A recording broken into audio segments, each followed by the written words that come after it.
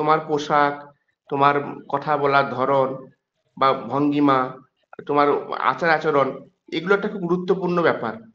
এবং সেখানে গিয়ে তুমি স্যারেদের সঙ্গে কেমন ভাবে বিহেভ করবে, এবং ইন্টারভিউ যখন যাচ্ছ সেই বোর্ডে যাওয়ার আগে তোমার যে মনের মধ্যে যে একটা কনফিডেন্স, ওটাকে কিন্তু তোমাকে সবসময় নিয়ে যেতে হবে। মানে ভয় ভীতি আশঙ্কা এগুলো থাকলে কিন্তু ইন্টারভিউটা দেওয়া খুবই অসুবিধা হয়ে যায়। মানে অনেক জানা জিনিসও তোমরা তখন বলতে পারবে না হয়তো, এটা খুব সমস্যা হয়ে দাঁড়ায়। আর একটা ব্যাপার বুঝতে পেরেছো যে তোমরা রিটিনে যে যা নম্বর পাও না কেন, এই ইন্টারভিউটা একটা বড় ফ্যাক্টর। 10 নাম্বার রয়েছে এখানে, কেউ হয়তো 10-এর মধ্যে 9ও পাচ্ছে, আবার কেউ 10-এর মধ্যে 4 এবং 5ও পেতে পারে। মানে রিটিনে বেশি নম্বর পেয়েও সে হয়তো দেখা যাচ্ছে প্যানেলে তার নামটা আসবে না, কারণ ইন্টারভিউতে নাম্বারটা কমে যাওয়ার জন্য। এই জন্য আমি এখানে বলবো যে সর্বোপরি তো এখানে একটা লাকের ব্যাপার কাজ করে, আমি এটা অবশ্যই বলবো। কেন, ইন্টারভিউ যে বোর্ডগুলো হয়, সমস্ত বোর্ডে কিন্তু সমানভাবে স্যাররা নম্বর ডিস্ট্রিবিউট করেন না, এটা তোমরা নিজেরাও বুঝতে পারবে, তাই তো? Yes, sir. হ্যাঁ, এবং বোর্ডে তোমরা জানো যে 3জন করে থাকেন। মানে ইন্টারভিউ যে বোর্ডটা হয়, মানে ওই এসএসসি বলো, মাদ্রাসা বলো, বা প্রাইমারি যে ইন্টারভিউ গুলো হয়, তার প্রতি বোর্ডে কিন্তু 3জন করে মেম্বার থাকেন। 2জন থাকবেন কলেজের প্রফেসর যারা করেন, এবং একজন থাকবেন উনাদের যে মাদ্রাসা সার্ভিস কমিশনের বোর্ডের, তিনি মানে বিভিন্ন রকম রাজনৈতিক পদে বলতে পারো, মানে শিক্ষা সেলের মেম্বার যারা, উনারা থাকেন। এবার এখানে তোমাদের কি কি ধরনের প্রিপারেশন নিয়ে গেলে তোমরা মোটামুটি একটা নিজেকে শক্ত বলে মনের দাবি রেখে যেতে পারো, এটাই তো মূল বিষয়। Yes, sir. হ্যাঁ, বলি, এখানে তোমাদের যেহেতু তোমরা 9-10 এবং 11-12-এ তোমরা পাস করেছো, তোমাদের সবচেয়ে বেশি গুরুত্ব দিতে হবে যেটা সাবজেক্টের উপর জোর দিতে হবে। মানে যারা যে সাবজেক্টে তোমরা পাস করেছো সেই সাবজেক্টের উপরে গুরুত্ব দিতে হবে। 9-10-এ যারা পাস করেছো, একেবারে তোমাদের 6 থেকে শুরু করে মাধ্যমিক লেভেল পর্যন্ত প্রত্যেকটা ক্লাসে, মানে প্রতিটা ক্লাসের কি সিলেবাস রয়েছে, মানে তোমার সাবজেক্ট অনুযায়ী। ধরো বায়োলজি থেকে পাস করেছো, তাহলে তোমাকে 6-এর সিলেবাসে আমাদের পরিবেশে কি কি রয়েছে, বা প্রকৃতি পরিবেশ ও বিজ্ঞান যে বিষয়টা রয়েছে, ওখানে কি কি চ্যাপ্টার গুলো রয়েছে, এরকম ভাবে 6, 7, 8, 9, 10 পুরো সিলেবাসটা তোমাকে একটু রাখতে হবে। মানে উনারা কিন্তু জানেন না, তোমাকে ট্রাই করতে পারেন যে তুমি বলো তো আপনি তো এখন স্যার হবেন, ক্লাস 8-এর সিলেবাসটা বিজ্ঞানে কি কি চ্যাপ্টার গুলো আছে একটু বলো তো।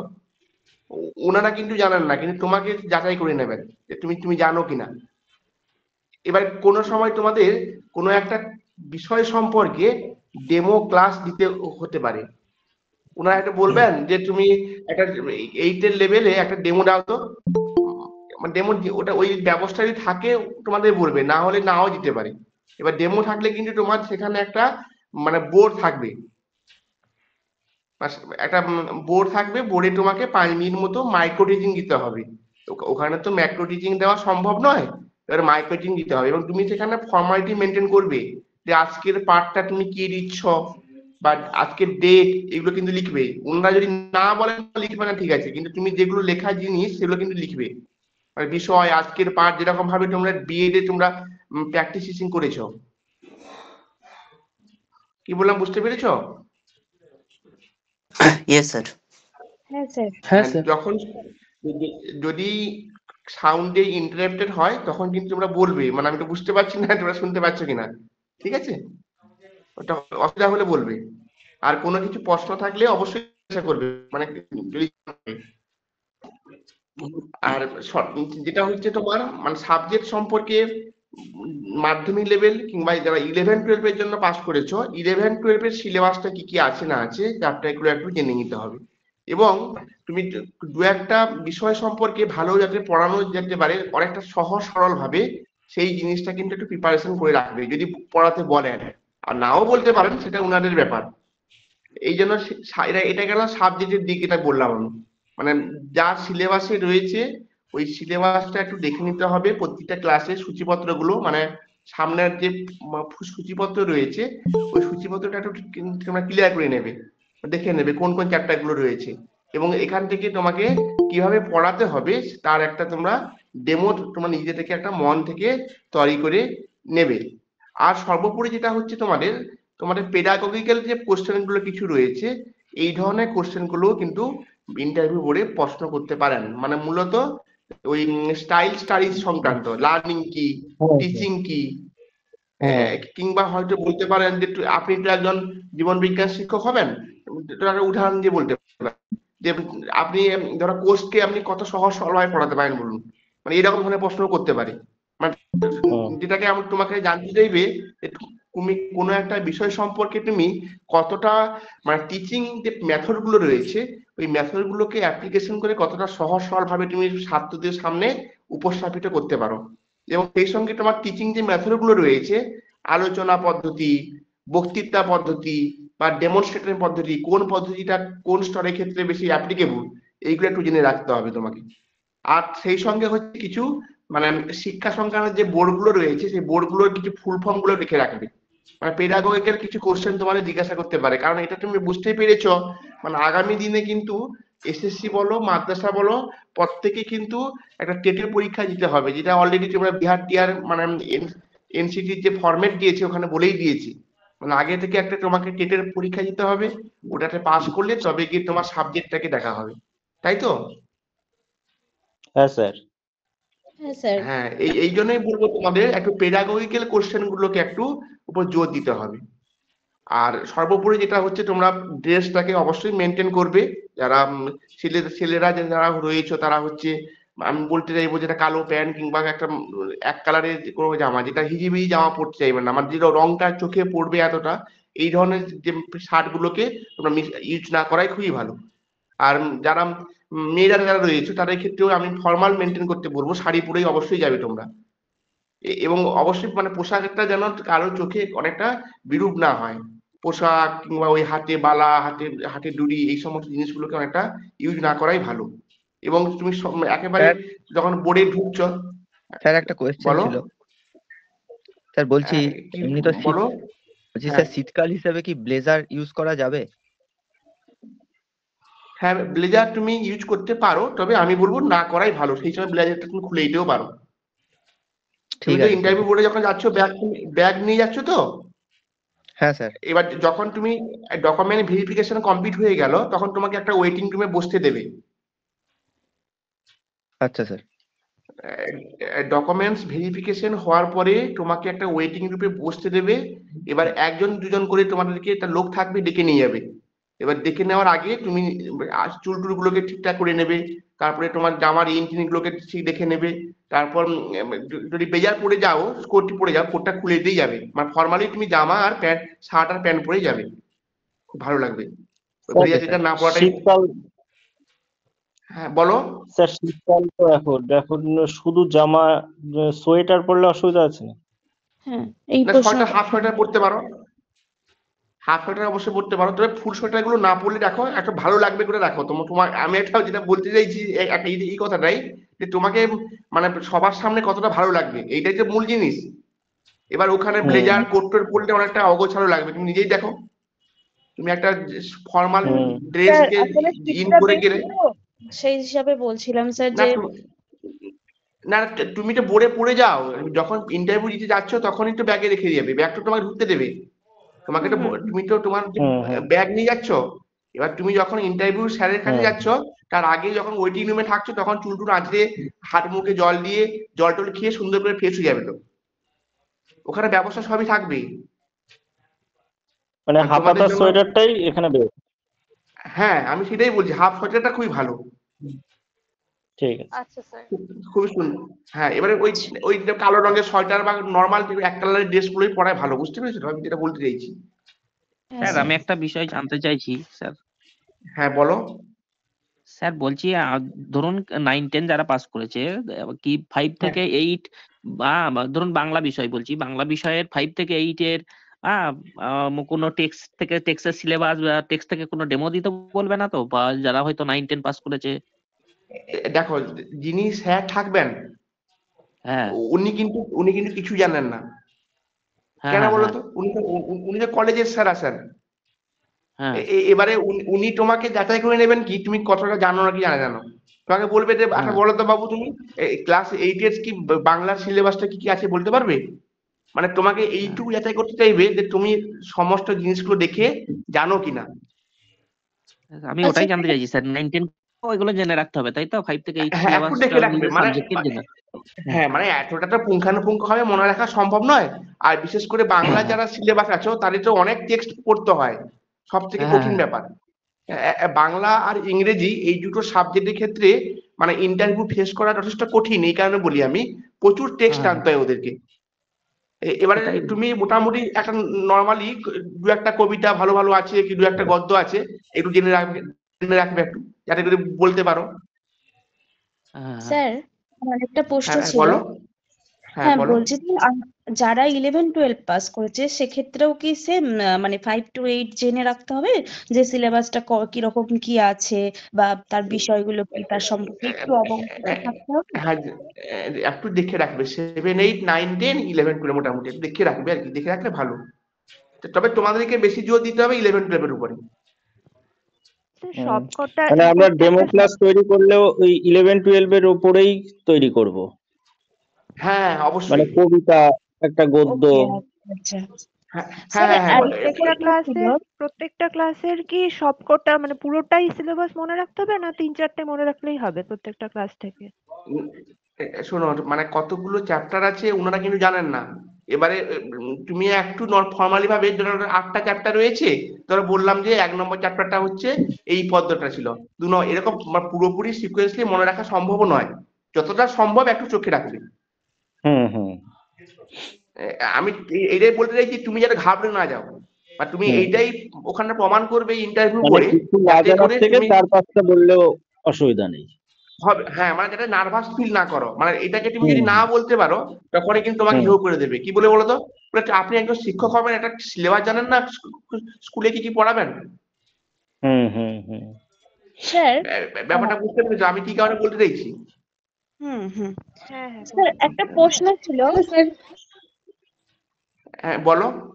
হ্যাঁ বলছি যে ধরুন যাদের সিলেবাস মানে শুধুমাত্র 11-12 আছে, যেমন ধরুন এডুকেশন বা সংস্কৃত, তাদের তো 7, 8, 9, 10 এর মধ্যে তাদের তো মানে নেই সাবজেক্টটা, তো সেক্ষেত্রে আমাদের ক্ষেত্রে হ্যাঁ আমরা আমি আমি বলে রাখি যারা সংস্কৃত সাবজেক্ট তো হুম ওনাদের ক্ষেত্রে কিন্তু মানে ব্যাকরণ পাঠটাকে ভালো করে রেখে রাখতে হবে।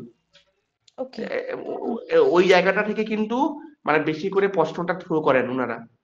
কারণ কি বলতো ওই সংস্কৃতের তো চ্যাপ্টার বিভিন্ন স্কুলে বিভিন্ন রকম, কোনো নির্দিষ্ট সিলেবাস নেই। হুম অনলি 11-12 বাদ দিয়ে মানে 7 আর 8-এ যে সংস্কৃতটা পড়ানো হয়, ওই হুম 7-8-এ সংস্কৃতটা বিভিন্ন স্কুলে বিভিন্ন রকম বইকে চুজ করে। আচ্ছা স্যার, মানে তাহলে হ্যাঁ সেক্ষেত্রে আমরা ব্যাকরণটার ওপর জোর দেবো, যেহেতু সেটা সাধারণত একই ধরনেরই হয়ে থাকে, বিভিন্নভাবে ঘুরিয়ে থাকে জাস্ট। হ্যাঁ আর এটাও বলে রাখি যে সংস্কৃতের ক্ষেত্রে ইন্টারভিউটা মানে খুব টেনশন জনক। কেন বলি? বিভিন্ন ধরনের ট্রান্সলেট করে দিতে পারেন, বিভিন্ন রকমের শব্দরূপ ধাতুরূপ, মানে সংস্কৃত একটা খুব কঠিন সাবজেক্ট আমি মনে করি। মানে আমরা হয়তো বাংলা মিডিয়াম থেকে যারা পড়াশোনা করি, তোমরা তো মানে গ্র্যাজুয়েশনে পড়েছো, মানে সংস্কৃতে লেখা পড়োনি, মানে সংস্কৃতের উচ্চারণ বাংলায় লিখেছো, তাই তো? হ্যাঁ স্যার করতে হয়েছে, হ্যাঁ তারপরে মানে মানে ভীষণ সমস্যাজনক, মানে তোমাদের কোশ্চেন যে কোনো সময় ওনারা কিন্তু থ্রো করে দিতে পারেন বিভিন্ন ভাবে। এই জন্য ব্যাকরণের পাঠটাকে উপর জোর দেওয়া, মানে বেশি করে এইগুলোতে ট্রান্সলেট শব্দরূপ ধাতুরূপ এইগুলোর উপর বেশি জোর দেন আচ্ছা স্যার বা প্রত্যয়। আচ্ছা আচ্ছা আচ্ছা আচ্ছা, ঠিক আছে স্যার। আর একটা প্রশ্ন, যে আমরা যে যাচ্ছি হ্যাঁ স্যার, বলো। আমরা যে ধরুন আমাদের ইন্টারভিউ হচ্ছে সেই দিনই স্যার আমাদের ডকুমেন্টস ভেরিফিকেশন হয়ে যাবে? হ্যাঁ ডকুমেন্ট ভেরিফিকেশনটা প্রথমে শুরু হবে। মানে তুমি ধরো ইন্টারভিউ বোর্ডে ঢুকলে, হুম ঢুকার পরে তোমাদেরকে একটা রুমে বসিয়ে দেবে। বসিয়ে দেওয়ার পরে সিকোয়েন্স অনুযায়ী, যেরকম ভাবে সাবজেক্টের সিকোয়েন্স অনুযায়ী তোমাদের পরপর দুজন করে একজন করে ডেকে নিয়ে যাবে। তার লোক থাকবে, 2-3 জন সিকিউরিটি গার্ড থাকবে। ওনারা ডেকে নিয়ে যাবেন, ডেকে নিয়ে একজনের ডকুমেন্টস গুলো সমস্ত মানে সব ভেরিফিকেশন হবে। আচ্ছা স্যার মানে একেবারে তোমাদের মাধ্যমিক থেকে শুরু করে একেবারে তোমাদের একেবারে এমএ পর্যন্ত এবং বিএড টি সব রকমের মার্কসের সার্টিফিকেট, এগুলো জেরক্স কপিও চাইতে পারেন। মানে ওরা বলে দিবেন যখন তোমাদের ইন্টিমেশন এটা ডাউনলোড হবে তখন হুম বলে দেওয়া থাকবে কি কি ডকুমেন্টস গুলো নিয়ে যেতে হবে। ঠিক আছে স্যার। স্যার হ্যাঁ, আমাদের কি এবার কিছু ডকুমেন্ট লিখিত দিতে হবে? মানে কিসের জন্য? মানে ইন্টারভিউ বোর্ডে হয়তো বললো, আমি যেমন ইংলিশ সাবজেক্টের আছি, যে একটা লেটার না না রাইটিং না বা প্যারাগ্রাফ রাইটিং বা কিছু একটা লিখে দেখাও, কোনো একটা না না না এসে। না না এই ধরনের লেন্দি কিছু প্রশ্ন হবে না। আমাদের কি পেন তোমাদের পেপার সঙ্গে রাখতে হবে? যে না না স্যার উনারাই আপারে দেবেন। শুনেছিলাম যে লিখিত দিতে হচ্ছে, ওই জন্য জিজ্ঞেস করলাম। না আমি বলে দিই, যদি লিখিত দিতে হয় উনারাই খাতা দেবেন, খাতা পেন সবই দেবেন, তোমার সেটা দায়িত্ব নয়। তুমি সঙ্গে একটা শুধু পেন নিয়ে যাবে, ডকুমেন্টসটাও তোমার মনে হয় নিয়ে যেতে হবে না, কারণ ডকুমেন্টসটা ভেরিফিকেশন হয়ে গেলে কমপ্লিট হয়ে গেল। শুধু হাতে ফাইলটা থাকবে আর পেনটা নিয়ে যাবে সঙ্গে একটা, আর কিছু নিয়ে যেতে হবে না। আচ্ছা স্যার। হ্যাঁ, উনারাই খাতা দেবেন। যদি তোমাকে লিখতে দিতে বলেন তাহলে উনারাই সিট দেবেন, ওই সিটেই বলবেন যে লিখে দাও। কিন্তু এরকম ভাবে খুব কম হয়, কারণ ইন্টারভিউটি এতটা বেশি সময় ধরে হবে না। নর্মালি 7-8খানা কোশ্চেন হবে। তোমাকে তোমাকে একটু মানে কথা বলে ওনারা দেখবেন, তোমার আচার আচরণ, তুমি কতটা পরিমাণে রিপ্রেজেন্ট করতে পারছো, তোমার ভলিউম কেমন রয়েছে, এইগুলোকে ওনারা দেখতে চাইবেন। কি বুঝতে পেরেছো? হ্যাঁ। হ্যাঁ স্যার। হ্যাঁ স্যার, হ্যাঁ বুঝতে পারি। হ্যাঁ, স্যার এবারে একটা কথা সবচেয়ে বলবো? বড় ব্যাপার যেটা হচ্ছে তোমাদের, মানে তোমরা যদি কোনো কোশ্চেন বলতে নাও পারো, কিন্তু কখনোই নার্ভাস ফিল করবে না যে স্যার এটা পারবো না, বা এই ধরনের কথাবার্তা স্যার মনে পড়ছে না, এ করছে না, এই ধরনের বলবে না স্যার এটা পারবো না। বা উনারা অনেক সময় তোমাকে ডিবেট মূলক কোশ্চেন নিয়ে যেতে পারেন বিভিন্ন পলিটিক্যাল ইস্যুকে নিয়ে। তোমরা সেই সময় সেই সমস্ত বিষয়গুলো থেকে সবসময় যেন নিজেকে সরিয়ে রাখবে, মানে নিজস্ব ভঙ্গিমায়, মানে নিরপেক্ষতা অবলম্বন করে অ্যান্সার গুলো দেওয়ার চেষ্টা করবে। মানে ওনারা বিভিন্ন পলিটিক্যাল ইস্যুকে তোমার সামনে দাঁড় করাতে পারেন, মানে এখানে কোনো নির্দিষ্ট রাজনৈতিক দলের হয়ে তোমাদের কিছু বলার দরকার নেই, কারণ তোমরা একজন শিক্ষক হতে যাবে, সেখানে তোমাকে নিরপেক্ষভাবে কথা বলতে হবে, মানে কোনো দলের হয়েই বলতে যাবে না। ঠিক বুঝতে পেরেছো? হুম হুম। হ্যাঁ স্যার। মানে এইগুলোকে সবসময় যেন আর কোনো রকম ঝগড়া ডিবেট এতে যাবে না। ধরো কোনো কোশ্চেন অ্যান্সার তুমি যদি ঠিক বলেছো, উনারা হয়তো বলছেন, তোমাকে ডাটা যাচাই করছেন, এইটা তুমি একটু ভুল বললে, স্যার আল্লাহ আমার জানা নেই, এটা আমি তো জানি, তাহলে আমি হয়তো এই সম্পর্কে আমার একটা অভিজ্ঞতা নেই। মানে এরকম ডিবেটের মূলক স্যার কোশ্চেনে যাবে না। মানে ওনারা তোমাকে দেখতে পারেন তোমার মনের যে কতটা পরিমাণ ধৈর্যটা রয়েছে, এগুলো চেষ্টা করতে পারেন বিভিন্ন রকম ব্যাপারে। বা স্যার এই স্যার আমি একটা মুহূর্তে কথা মনে বলতে পড়ছে না চাইছিলাম। আমার, এরকম বললেও তো হয়? হ্যাঁ হ্যাঁ অবশ্যই, স্যার মানে তোমরা কোনো রকম ডিবেটে যাবে না। না না। স্যার একটা প্রশ্ন আমি করতে চাইছি স্যার। হ্যাঁ বলো। মেন হচ্ছে যে দেখা গেলো যে কোনো প্রশ্নের উত্তর আমি পারলাম না, তাহলে আমি ওখানে কি বলবো স্যার? বলবে এইটুকু যে স্যার আমি তো এটা পারছি না, আমি অনেক আগে পড়েছিলাম, এখন তো আমার মনে আসছে না, অনেকদিন ধরে আমি তো এই সম্পর্কে আমার জানা নেই, মানে মানে আর পড়া হয়নি, আমি বলতে পারবো না স্যার। মানে কোন রকম মানে ইয়ে করার দরকার নেই, মানে তুমি নিজে থেকেই বিতর্কে সারেন্ডার জড়ানো হয়ে যাবে যাবে না। যে পারবো না। যে আমি জানি, ভাব নেওয়া যাবে না। না না না এই ধরনের ভাবনাগুলো দেখার দরকার নেই, ওনারা তখন একটা খারাপ মনোভাব নিতে পারেন। হুম হুম। মানে সবসময় যেন উনাদের কাছে মানে আমার পায়ে নত হয়ে থাকাটাই ভালো, কারণ যেহেতু দেখো এই কয়েকটা মিনিটে ইন্টারভিউ তোমার জীবনকে কিন্তু তৈরি করে দেবে। মানে আমি আমার জীবনে বলি, অনেকবার আমি ইন্টারভিউ ফেস করেছি, 6খানার মতো ইন্টারভিউ ফেস করেছি, কিন্তু ইন্টারভিউতে অনেক সময় মানে যে ব্যাপারগুলো হয়ে থাকে, সেখানে তোমাকে বিভিন্ন জন থাকে, মানে এই যে বোর্ডে 3জন থাকেন, তো 3জনের কিন্তু মেন্টালিটি সমান থাকে না।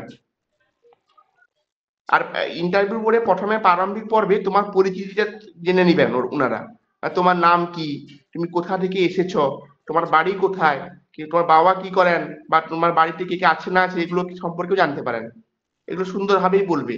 আর সেই সঙ্গে হয়তো তুমি যে এসছো যে রোড হয়ে, সেই রোডের উপরে কোনো নদী আছে কিনা, কোনো গুরুত্বপূর্ণ বিষয় আছে কিনা, এই যে সেই নদীটার উপরে ব্রিজ রয়েছে, সেই ব্রিজটার নাম কি, কোন নদী পেরিয়ে এসছো, এই ধরনের প্রশ্নগুলোও করতে পারেন।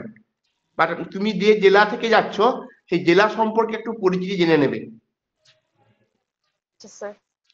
বোঝাতে পেরেছি? হ্যাঁ স্যার। হ্যাঁ হ্যাঁ স্যার। হ্যাঁ, মানে তুমি যে জেলা থেকে যাচ্ছ, তোমার লোকালিটিতে কোনো টুরিস্ট স্পট রয়েছে কিনা, ঐতিহাসিক বা কোনো দর্শনীয় স্থান রয়েছে কিনা, সেইগুলো সম্পর্কে একটু জেনে নেবে। মানে প্রারম্ভিক পর্বে যেটা মূল বিষয়, মানে যিনি মানে প্যানেল বোর্ড থেকে থাকেন, মানে যিনি মাদ্রাসা বোর্ড থেকে বা এসএসসি বোর্ড থেকে থাকেন, উনি সাধারণত যাচাই করতে চান তোমার মানে পারিপার্শ্বিক নলেজ গুলো কেমন রয়েছে, মানে জেনারেল স্যার নলেজ যেটা আমি বলতে প্রশাসনিক চাই, মানে ব্যাপারেও তো প্রশ্ন করতে পারে, প্রশাসনিক ব্যাপারে। কি বলো? বলছি স্যার প্রশাসনিক ব্যাপার নিয়েও তো প্রশ্ন করতে পারে ওরা। হ্যাঁ, অবশ্যই করতে পারেন প্রশাসনিক ব্যাপার নিয়ে। যেমন বর্তমানে আপনার এলাকার যে ডিএম আছে তার নাম কি, এরকম টাইপের। হ্যাঁ, অবশ্যই। তুমি যেখান থেকে যাচ্ছ বলে কি কি জানতে হবে।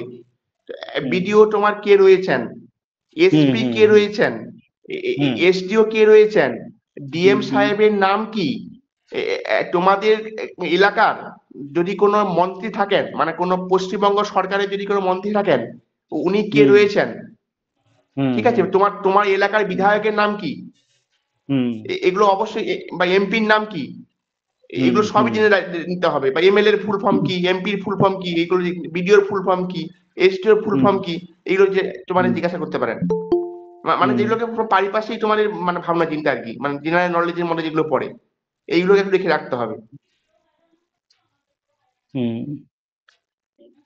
আর এটা তো সর্বোপরি বলে রাখি, মানে ইন্টারভিউ বোর্ডটা মানে বুঝতে পেরেছো, আমিও মনে করি যে লাখটা কাজ করছে। মানে কোন বোর্ডে কেমন স্যার রয়েছেন, অনেক স্যার রয়েছেন ইচ্ছে করেই তোমাকে কিন্তু উল্টো পাল্টা প্রশ্ন করবেন, মানে যাতে করে পাজেল করবেন, নম্বরটা কম দেবেন, মানে অনেকের বৈশিষ্ট্য এটা থাকে।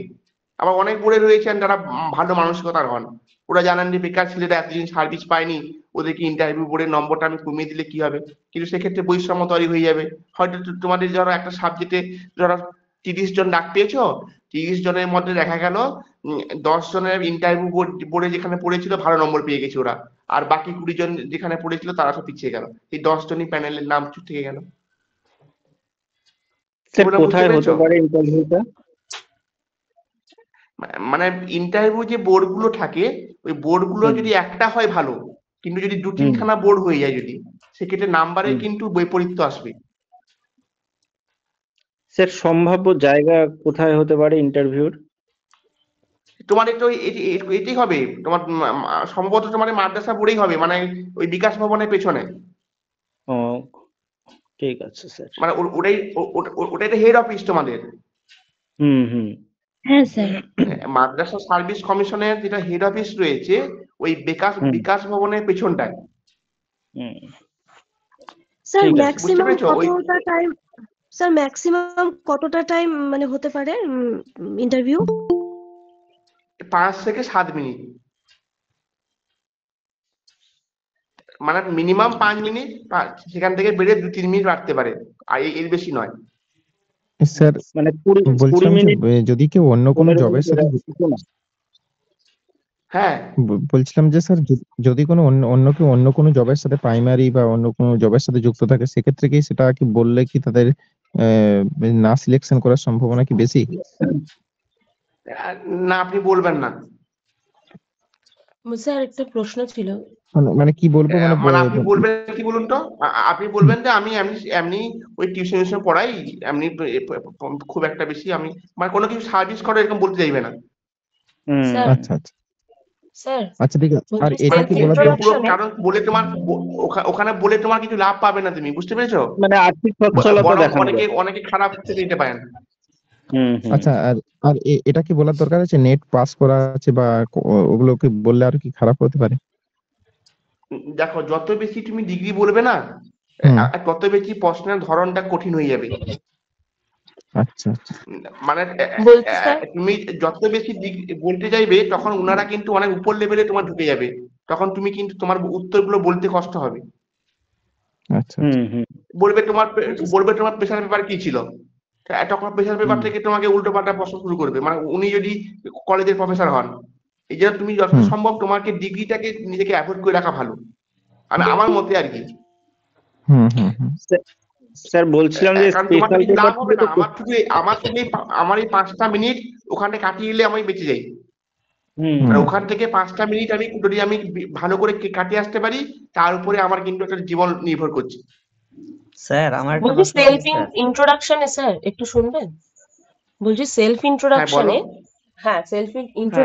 ক্ষেত্রে এখানে একটা অভিজ্ঞতা বলে একটা, যেটা একটু আগে একজন বললেন, তো আমার একটি প্রাইভেট স্কুলেই 9 বছরের অভিজ্ঞতা আছে। এবার আমি এতদিন টেম্পোরারি বেসিসে ছিলাম, রিসেন্টলি 2 বছর হলো আমাকে ওরা পার্মানেন্ট করে দিয়েছে।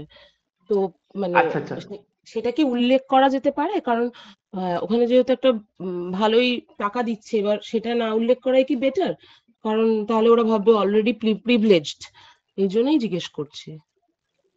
এখন কথাটা শোনো, এই যে বিষয়গুলো মানে বিভিন্ন জন বিভিন্ন ভাবে নিতে পারে, মানে ইন্টারভিউ বোর্ডে যারা থাকেন ওনারা এটা ভাববেন যে তুমি তো এত টাকা জব করে তাহলে একটা বেকার ছেলেকে আমি সার্ভিসে দিই না, ভালো হবে তো। হুম।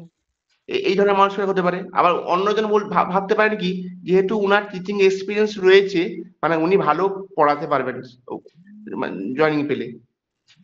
স্যার এটা কি তাহলে আমি একটু মিথ্যে বলতে পারি যে এখন আমি টেম্পোরারি বেসিসেই একটি প্রাইভেট স্কুলে আছি?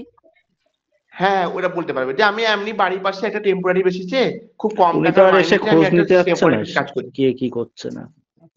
আর একটা স্যার অতিরিক্ত দক্ষতা, এখানে আমার অ্যাকচুয়ালি কোনো মানে ফর্মাল ট্রেনিং নেই, না নাচ না গান না আঁকা, আমি এমনি অর্গানাইজ করতে পারি বিভিন্ন ফাংশনস এবং সেটা করেও থাকি, সেটা কি অ্যাড করা যেতে পারে বা বলা যেতে পারে? মানে আপনি কি করেন বলুন? মানে ধরুন অতিরিক্ত দক্ষতা বলে একটা সেলফ ইন্ট্রোডাকশনে তো এটা বলা যেতে পারে যে অনেকে বলে যে আমি নাচ খুব ভালো পারি বা গান ভালো পারি, আমি এগুলো কিছুই কোনো হ্যাঁ। ফর্মাল ট্রেনিং নেই বা পারি না, সত্যি কথা বলতে। আমি আচ্ছা, হয়তো কোনো স্কুলে আপনি ফাংশন কি হচ্ছে পারেন? সেটাকে অর্গানাইজ করি। ও, সেগুলো বলার দরকার নেই। হ্যাঁ, সেগুলো বলার দরকার নেই, ঠিক আছে, তাহলে ওটা স্কিপ না করে না নেবো। না, হ্যাঁ কিছু বলার দরকার নেই। স্যার আমার একটা প্রশ্ন ছিল স্যার, সেলফ ইন্ট্রোডাকশনে আমার হ্যাঁ। একটা এডুকেশনাল ইউটিউব চ্যানেল 10 to 12 আমি ইউটিউবে পড়াই, তো সেটা কি বলবো? আচ্ছা। আর একটা স্বেচ্ছাসেবী সংগঠনের সঙ্গে যুক্ত, বিভিন্ন ধরনের কাজের সঙ্গে যুক্ত, এই দুটো পয়েন্ট কি তোলার দরকার আছে না? না, ইউটিউব চ্যানেলটাকে না বলা ভালো, তুমি স্বেচ্ছাসেবী সংগঠনের সঙ্গে যুক্ত এটা বলতে পারো। আচ্ছা ঠিক আছে স্যার, থ্যাংক ইউ। কারণ ইউটিউব চ্যানেলটাকে ওনারা অনেকে ভালো থেকে নাও নিতে পারেন, বুঝতে পেরেছো তো? কারণ এখন তো সব বুঝতে পেরেছো, অনেকে কাজের থেকে অকাজটা বেশি করছে ইউটিউব চ্যানেলগুলোতে। হ্যাঁ না, ওটা এই জন্য আমি বলতে চাইবো তুমি যদি তুমি বলবে যে স্বেচ্ছাসেবী সংগঠনের সঙ্গে বিভিন্ন সমাজসেবামূলক কাজের সঙ্গে আমি যুক্ত থাকি, নিজেকে রাখার চেষ্টা করি যতটা সম্ভব। স্যার শোনা যাচ্ছে? স্যার একটা কোশ্চেন স্যার করবো? স্যার একটা কথা বলতাম। হ্যাঁ হ্যাঁ হ্যাঁ বলো। স্যার কেউ যদি এসএসসি তে ধরুন অলরেডি চাকরি করছে, তো অনেক ডিস্টেন্স তার, হ্যাঁ। তাহলে সে যদি পাস করে থাকে, তাহলে সে যদি বাড়ির পাশে মাদ্রাসা পেয়ে যায়, তাহলে সেই ক্ষেত্রে কি ওখানে যখন আমি বায়োডাটা আমাকে বলতে হবে, তখন তো অবশ্যই এক্সপিরিয়েন্সের ব্যাপারটা, তখন আমি অলরেডি ধরুন 7-8 বছর এসএসসি তে চাকরি করছি, কিন্তু আমার সেটা অন্য বাড়ি হ্যাঁ। থেকে ধরুন 500 কিলোমিটার দূরে, তাহলে আমি বাড়ির পাশে যাওয়ার জন্য মাদ্রাসা দিয়েছি এবং পাস করেছি, তাহলে সেই ক্ষেত্রে কি করব? ওখানে কি বলবো আমি? আমি বলি স্যার, আপনি তো না বলাই ভালো। কেন আমি বলবো, ওনারা বলবেন যে আপনি তো একটা সার্ভিস করছেন, আপনার একটা ফেস দিলে ভালো পেলে ভালো হতো, ওনারা এরকম প্রশ্ন করতে পারে। কিন্তু স্যার আমার ডিস্টেন্সটা তো দেখতে হবে, আমার বাড়ি থেকে 500 কিলোমিটার, সারা জীবন তো থাকা সম্ভব নয়, যার জন্য আমি এত কষ্ট করে পরীক্ষা দিয়েছি, পাস করছি। দেখুন, আপনি যদি টিচিং এক্সপিরিয়েন্স ওখানে বলেন, ওতে তো আপনার তার জন্য কোনো বরাদ্দ নম্বর নেই, ওখানে কি কোনো বরাদ্দ নম্বর দেবে? নেই, কোনো নেই। কিন্তু 2013 সালে যে এসএসসিটা হয়েছিল, ওখানে কিন্তু টিচিং এর জন্য 0.5 করে নম্বর বরাদ্দ ছিল। এখানে তোমাকে তো ফ্রেশ ছেলে হিসাবে লড়তে হবে। তুমি তো একদম ফ্রেশ ছেলে, মানে 10 নাম্বার সবার জন্য 10ই থাকবে, ওখানে টিচিং এক্সপিরিয়েন্স জন্য আলাদা কোনো নম্বর থাকবে না। সেক্ষেত্রে তুমি যদি বলতে চাও, ওনারা ভালো মনে নাও নিতে পারেন তো। হ্যাঁ সেটা হতে পারে, কিন্তু এটা তো পজিটিভ হতে পারে যে না, উনি তো অলরেডি স্কুলে অলরেডি চাকরি করছেন 7 বছর, কিন্তু ওনার পারিবারিক অসুবিধার কারণে উনি পরীক্ষা নাও দিতে পারতেন, কিন্তু পরীক্ষা দিয়েছে, তো সেই ক্ষেত্রে উনি পাশও করেছে, তো তা ওনার পড়াশোনার যে পড়ানোর অভিজ্ঞতা সেটা তো ভালোই আছে, তো সেই ক্ষেত্রে কি পজিটিভ ওয়ে হতে পারে না? মানে এই যে যারা থাকবেন না, উনার মেন্টালিটির উপর নির্ভর করছে। মানে আমি আমার মন থেকে বলবো যে সেখানে তোমার না বলাটাই বেটার, কারণ তুমি তো ফ্রেশ হিসেবেই থাকবে বা ফ্রেশে জয়েনিং করবে, তুমি সার্ভিস পেলেও তোমার স্যালারিটা কিন্তু যেখানে স্টার্টিং হবে সেখান থেকেই শুরু হবে। না স্যার, কোনো রকম তুমি পাওয়া বেশি যায়, কোনো সেই তো জিও আছে এমনি। দেখুন স্যার, 7 বছর চাকরি করার পর কেউ কি আর সেই জিরো থেকে স্যালারি শুরু করবে? কারণ সে অলরেডি দেখে নিয়েছে পে প্রোটেকশন পাওয়া যায় কিনা, পে ফিক্সেশন হয় কিনা, তো সেইগুলো হয় বলেই তো সে পরীক্ষাটা দিয়েছে, না হলে 7 বছর চাকরি করার পর তার তো অনেক লস হবে, তো সেটা হলে সে কখনোই যাবে না, কিন্তু সে তো সব দেখেছে। হ্যাঁ বলুন। আমি বলি স্যার, সেম প্রোটেকশন যে বলছেন না, ওটা তো এই আপার নিয়ে হাইকোর্টে মামলা হয়েছে, এখনো সরকারের কাছে জানতে চেয়েছে, কিন্তু না স্যার সরকার স্যার আমি বলি স্যার 2019-এর জিও আছে, এসএসসি এবং মাদ্রাসা দুটো বোর্ডেই আলাদা আলাদা পে ফিক্সেশন বা পে প্রোটেকশন দুটোরই আলাদা আলাদা গভর্নমেন্ট জিও আছে। এবং রিসেন্টলি আমার স্কুলের একজন টিচার আপার প্রাইমারিতে চলেও গেছেন, উনি সেম স্কেল, উনি আমার স্কুলেই আপার প্রাইমারিতে ছিলেন, কিন্তু উনি বাড়ির পাশে পেয়ে গেছেন আপার প্রাইমারিতে, উনি পে ফিক্সেশন পেয়েছেন। তো সেম পোস্টে বা ধরুন আপার পোস্টে পে প্রোটেকশন পাওয়া যায়। তো সেই ক্ষেত্রে তো আমি ওই জন্য তো অ্যাপ্লাই করেছি, আমি যদি পে প্রোটেকশন না পাই তাহলে আমি 7 বছর চাকরি করাবো, আমার সিনিয়রিটি যাবে, আমার পিএফ সব তো যাবে। তো সেই ক্ষেত্রে 500 কিলোমিটার দূরে সারা জীবন তো স্যার থাকা সম্ভব নয়। তো যেহেতু মাদ্রাসা বোর্ড বা এসএসসি বোর্ডের জিও আছে এবং সেই জিও আমার কাছে অলরেডি আছে এবং সেই জিওর এগেইনস্টে আমি পরীক্ষা দিয়েছি এবং আমি মাদ্রাসা সার্ভিস পর্ষদে খবরও নিয়েছি। তাহলে আপনি বলতে পারেন স্যার। কারণ স্যার আমি বোর্ডে অলরেডি খবর নিয়েছি যে পে প্রোটেকশনের ব্যাপারে, ওনারা বললেন যদি জিও থাকে অবশ্যই পাবেন, আপনারা কেন পাবেন না, এটা আমাকে বললো। আচ্ছা তাহলে বলবেন, অসুবিধা নেই, বুঝতে পেরেছেন স্যার? হ্যাঁ হ্যাঁ স্যার আমি একটা কথা বলতে চাইছি স্যার। হ্যাঁ বলো। মেন হচ্ছে স্যার আমরা তো কিছু করি না, সেরকম কোনো সার্ভিসও করি না, তাহলে আমরা ওখানে গিয়ে কি বলবো স্যার? এমনি বলবে যে আমি প্রাইভেট টিউশন পড়াই, কয়েকটা টিউশন, আর এমনি মোটামুটি আমাদের পড়াশোনা নিজেকে ব্যস্ত রাখি, এটাই মানে নিজের পড়াটার উপরে বেশি জোর। না স্যার আমি ওখানে কি বলবো যে এমনি বাড়িতে ছোটখাটো মানে বাচ্চা কাচ্চাকে টিউশনই পড়াই। আর হ্যাঁ দেখো আমি একটা কথা বলি, যারা শিক্ষকতা পেশা করে মানে কোর্স যুক্ত থাকে প্রত্যেকে কিন্তু টিউশন পড়ায়, না হলে কিন্তু নিজেকে মানে সময় কাটাতে পারবে না বা নিজে দক্ষতা বাড়বে না। তোমরা এই টিচিংটাই বলবে যে আমি প্রাইভেট টিউশন পড়াই। না মানে আমি তো ঠিক আছে তুমি হ্যাঁ বলো। আমি তো অ্যাডভান্স অ্যারাবিকের, কিন্তু মেন হচ্ছে যে আমি সেরকম কিছু করি না, এমনিতে ছোটখাটো বাচ্চা কাচ্চাকে টিউশনই পড়াই। আর টুকিটাকি ব্যবসা বিজনেসের কথা বলবো স্যার। ছোট ব্যবসাটা না বলা ভালো। ও ছোট ব্যবসা না বলাই ভালো। হ্যাঁ তুমি পড়াশোনার ব্যাপারেই বলবে, ব্যবসা নিয়ে একবার বলবে না। না মানে আমি বলবো যে ছোটখাটো বাচ্চা কাচ্চাকে টিউশনই পড়াই, আর পড়ার উপরে একটু মানে সাবজেক্টের উপরে একটু পড়াশোনা করতাম দেখতাম। হ্যাঁ মানে ব্যবসাটা বলবে না এই কারণে বলছি আমি, এই কারণে কারণ ওনারা বলবেন যে তাহলে তো উনি তো ব্যবসাকে বেশি প্রেফার দিচ্ছেন, তাহলে পরবর্তীকালে উনি সার্ভিসের সঙ্গে সঙ্গে অনেক কিছু করবে। স্যার হ্যালো স্যার, আমি বলছি আপনি যেভাবে বলেছিলেন আলোচনাটা চালু করেছিলেন, একটু আপনার কি বলা, আমাদের উদ্দেশ্যে কি বলার আছে আর একটু স্যার বলে দিন, কারণ স্যার অনেকটা দেরিও হয়ে যাচ্ছে। হ্যাঁ ঠিক আছে স্যার, আমি শুরু করছি। স্যার কিছু আলোচনা করুন, না হলে স্যার আপনি প্রথমে আপনার বক্তব্যটা বলে দিন, তারপর শেষে সবাইকে জিজ্ঞেস করবেন, এইভাবে কিন্তু মানে টাইমটা অনেকটা ইয়ে হয়ে যাচ্ছে, আলোচনাটা স্যার লেন্দি হয়ে যাচ্ছে। আমি একেবারে প্রারম্ভিক পর্বে ঘুরে যাই, যেটা আমাদের আলোচনা চলছিল, মানে ইন্টারভিউ পড়ে যতটা সম্ভব প্রশ্ন হতে পারে। হ্যাঁ অবশ্যই। প্রথম পর্বে যেটা আমি বলেছিলাম যে জেনারেল নলেজ সংক্রান্ত কোশ্চেন হতে পারে 1 নম্বর। 2 নম্বর হচ্ছে নিজের সম্পর্কে জানতে চাইতে পারেন 2টো। 3 নম্বর যেটা হচ্ছে তোমার মানে কোনো এনভায়রনমেন্টাল সংক্রান্ত কিছু প্রশ্ন জিজ্ঞাসা করতে পারেন, বা পরিবেশ সংক্রান্ত কিছু প্রশ্ন জিজ্ঞাসা করতে পারেন 3 নম্বর। এবং 4 নম্বর যেটা বিষয় হচ্ছে যেটা তোমার নিজের সাবজেক্ট জানতে পারেন। 5 নম্বর হচ্ছে বিভিন্ন ধরনের মানে পেডাগজিক্যাল কোশ্চেন গুলো, ওইগুলো সম্পর্কে কোশ্চেন আসতে পারে। মোটামুটি এই 5-6টা বিষয়ের উপরে তোমাদের জোর দিতে হবে। স্যার জেনারেল নলেজের মধ্যে কোন কোন টপিক গুলো মানে একটুখানি বেশি পড়ার দরকার আছে, মানে জেনারেল নলেজ? হ্যাঁ বলে দিই, জেনারেল নলেজের জন্য তোমার নিজের সারাউন্ডিং পরিবেশ, মানে যেখানে তোমার এই যে বললাম বিডিও, এসটিও, এসপি, ডিএম, এগুলোর নাম কি, বা আমাদের পশ্চিমবঙ্গে কতগুলো বিধানসভা রয়েছে, আমাদের লোকসভা কত রয়েছে, বিধানসভার সংখ্যা কত, এগুলো জানলে, এবং আমাদের রাজ্যের যে মন্ত্রিসভা, এই রাজ্যের মন্ত্রিসভার উপর জোর দিতে হবে। মানে কোন বিধায়ক কোন মন্ত্রীতে ভালো ভালো স্যার এটা কি সব বিষয়ের কি যে স্টুডেন্টদেরকে ধরবে? হ্যাঁ অবশ্যই, হ্যাঁ সবার জন্য, এটা আমি সবার জন্য বলছি, এটা মানে এটা হচ্ছে জেনারেল নলেজটা সবার জন্য। স্যার কিছু কোশ্চেন অ্যানসার পিডিএফ এ দিয়ে দিলে ভালো হতো। সব পশ্চিমবঙ্গ স্যার জেনারেল নলেজের যা প্রশ্ন হবে উত্তর পিডিএফ করে দিয়েন। আচ্ছা সেটা স্যারের সঙ্গে কথা স্যার বলি পশ্চিমবঙ্গ করা যায় কিনা। কেন্দ্রিক সব জেনারেল নলেজের প্রশ্নগুলো একটু থাকতে আমি পারে একটু যদি ইন্টারাপ্ট মানে করছি, যেমন তোমরা শুনে কেন্দ্রের নাও। কোনো এই সন্তু, আমি বলছি হ্যাঁ শোনো, স্যারের যে ক্লাসটা রাখা হয়েছে মেনলি স্যার যেটা বলছেন তোমরা খাতায় কলমে নোট করে দাও। আর হ্যাঁ পিডিএফ নোটস এই ব্যাপারগুলো হচ্ছে কি আমি তোমাদেরকে কি আলাদা করে পাঠানো হবে, সেটা নিয়ে তোমাদেরকে চাপ নিতে হবে না।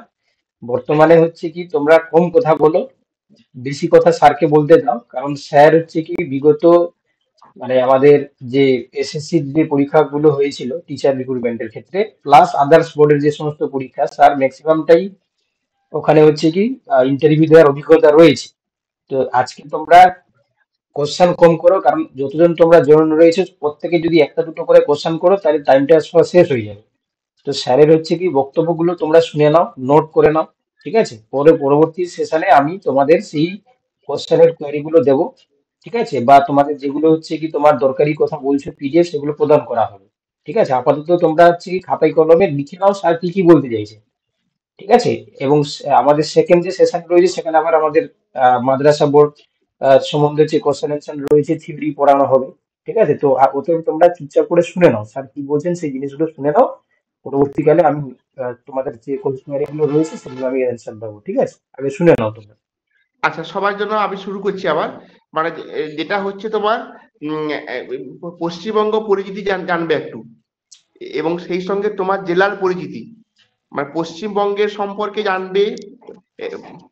পশ্চিমবঙ্গে কতগুলো বিধানসভা, কতগুলো পঞ্চায়েত সমিতি, বা কতগুলো ব্লক, বা কতগুলো মানে কোন কোন জেলায় কি কি গুরুত্বপূর্ণ বিষয় রয়েছে, সঙ্গে তোমার স্পেসিফিক্যালি তোমার জেলা সম্পর্কে জেনে নিবে। তোমার জেলায় কি কি গুরুত্বপূর্ণ বিষয়গুলো রয়েছে, কোন কোন নদী রয়েছে, কি ব্রিজ রয়েছে, কি কি ঐতিহাসিক প্লেস রয়েছে, এইগুলো কিন্তু জেনে রাখবে।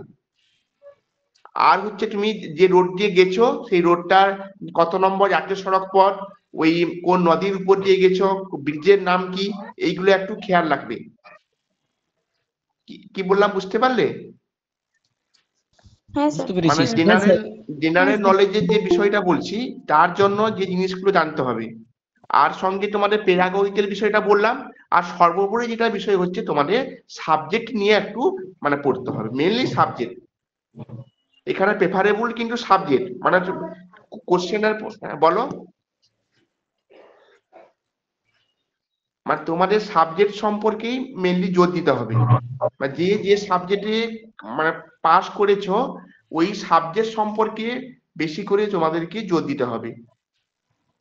আর সেই সঙ্গে স্যার তো যেটা দিচ্ছেন পিডিএফ দেখতে পাচ্ছ, মানে মাদ্রাসা শিক্ষা ধরনটা কি, মানে মাদ্রাসা শিক্ষার ধরন সম্পর্কে একটু জেনে নিতে হবে। কারণ যেহেতু তুমি সেই বোর্ডের আন্ডারে পরীক্ষা দিয়ে পাস করেছো এবং সেখানে তুমি সার্ভিসটা করবে। স্যার বলছিলাম এই যে WBMSc যেটা আছে এইটার মানে ইয়েটা পিডিএফটা পেয়ে যাবো, এই সিলেবাসের সম্বন্ধে কি বোর্ডের ইয়েতেই পেয়ে যাবো তো পুরো সিলেবাসটা ডিটেইল? মানে মাদ্রাসা বোর্ডের সিলেবাসটা এই পর্যন্ত তো তোমার সেম, মানে আমাদের যে সিলেবাস ওই সিলেবাসটা ওদের ও একই সিলেবাস? হ্যাঁ সম্ভবত একই সিলেবাস।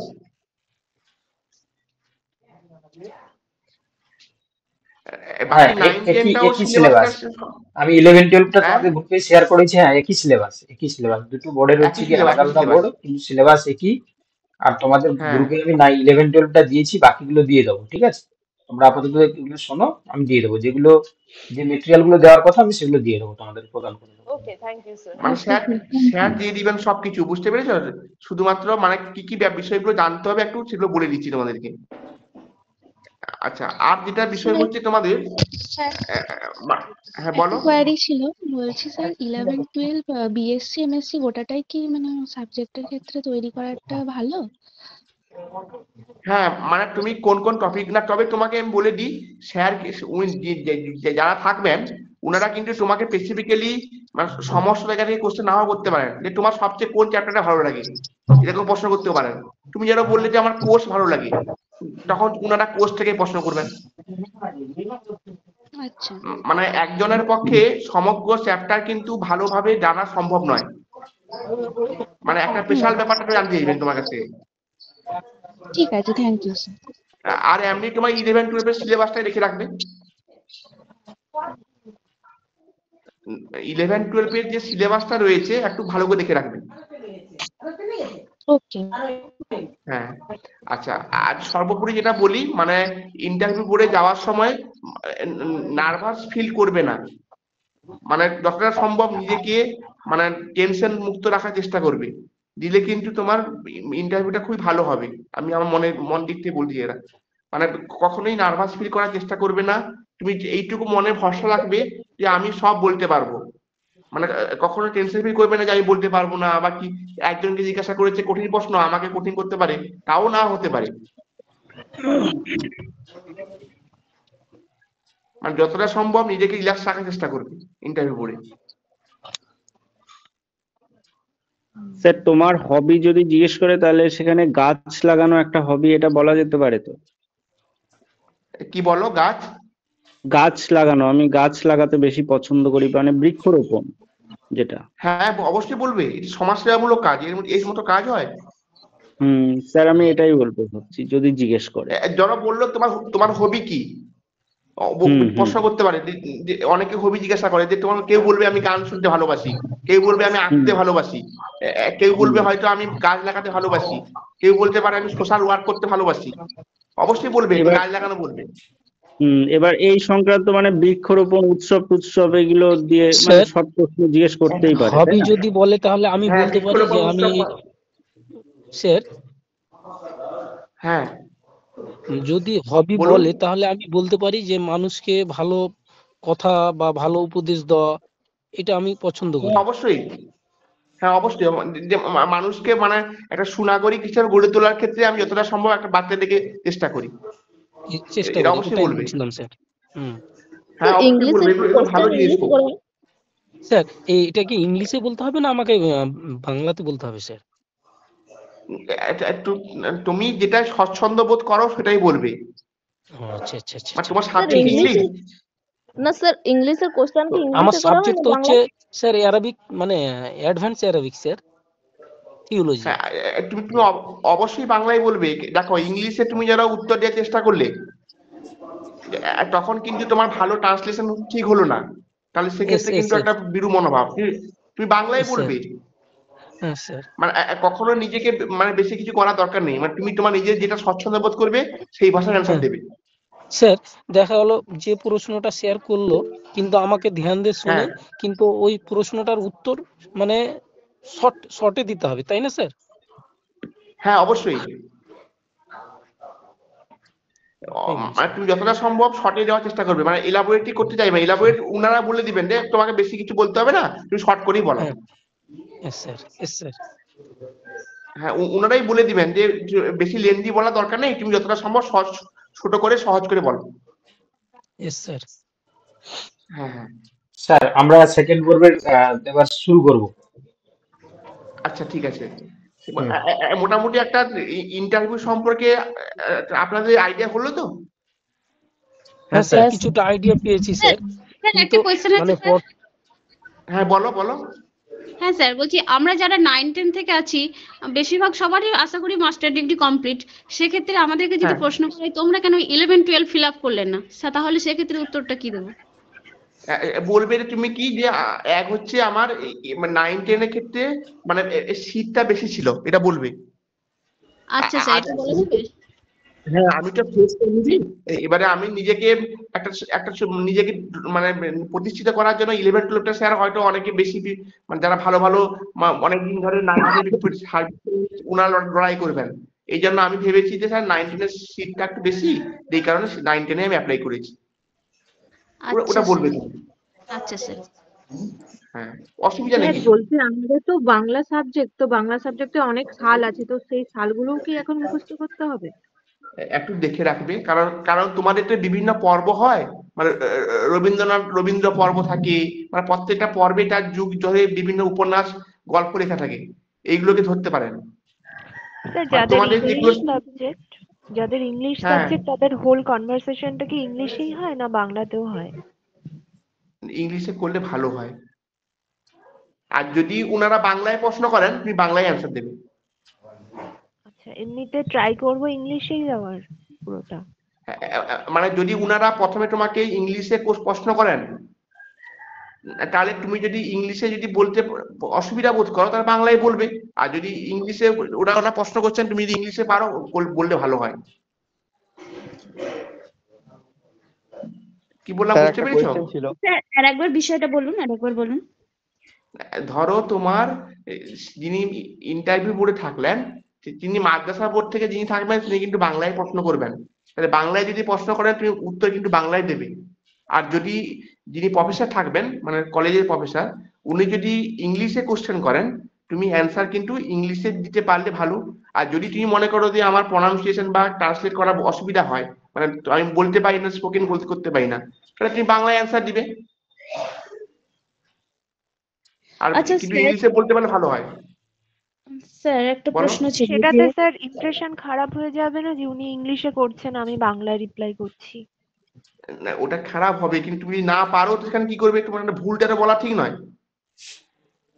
আচ্ছা ধরো তুমি ধরো একটা বলো। স্যার মোটামুটি ইন্টারভিউর জন্য আর কতদিন টাইম পাওয়া যাবে? তুমি আপাতত ধরতে পারো জানুয়ারির সেকেন্ড উইকের পরেই মনে শুরু হয়ে যায়, 15 তারিখের পরে। আপাতত 15-20 দিন হাতে, 15 দিন ধরে রাখো। সেটা তো সাবজেক্ট ওয়াইজ হবে তো, যে সাবজেক্টটা পড়ে সে তো একটু বেশি টাইম পাবে। হ্যাঁ, মানে বেশি দিন সময় তো লাগবে না, কারণ খুব কম ক্যান্ডিডেট, তো 3 থেকে 4 দিনের সমস্ত শিডিউল কমপ্লিট হয়ে যাবে। আচ্ছা স্যার, স্যার এটা কি ওয়ার্কিং ডেতে হয় নাকি মানে রবিবার ধরে হবে? না, রোববার হবে না।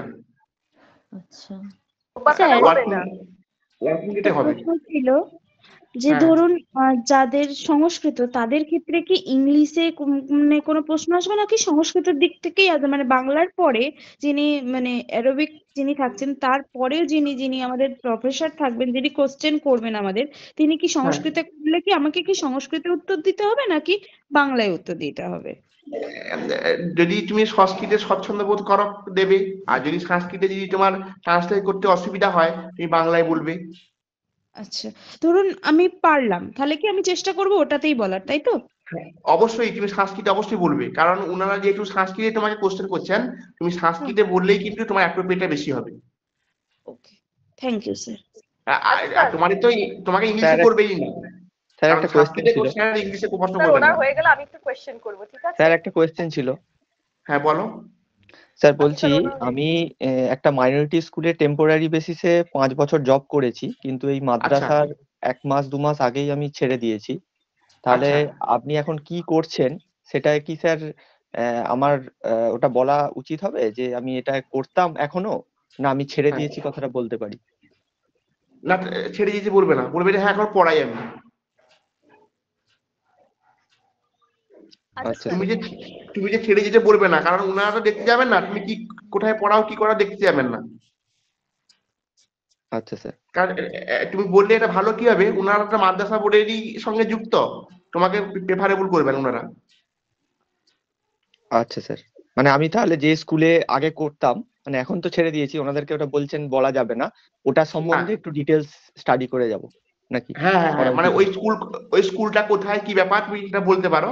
এবারে তুমি বলবে যে আমি ওই স্কুলে স্যার পড়াচ্ছি, এখন পার্ট টাইম জব করি, যাই করি তখন। আচ্ছা ঠিক আছে স্যার।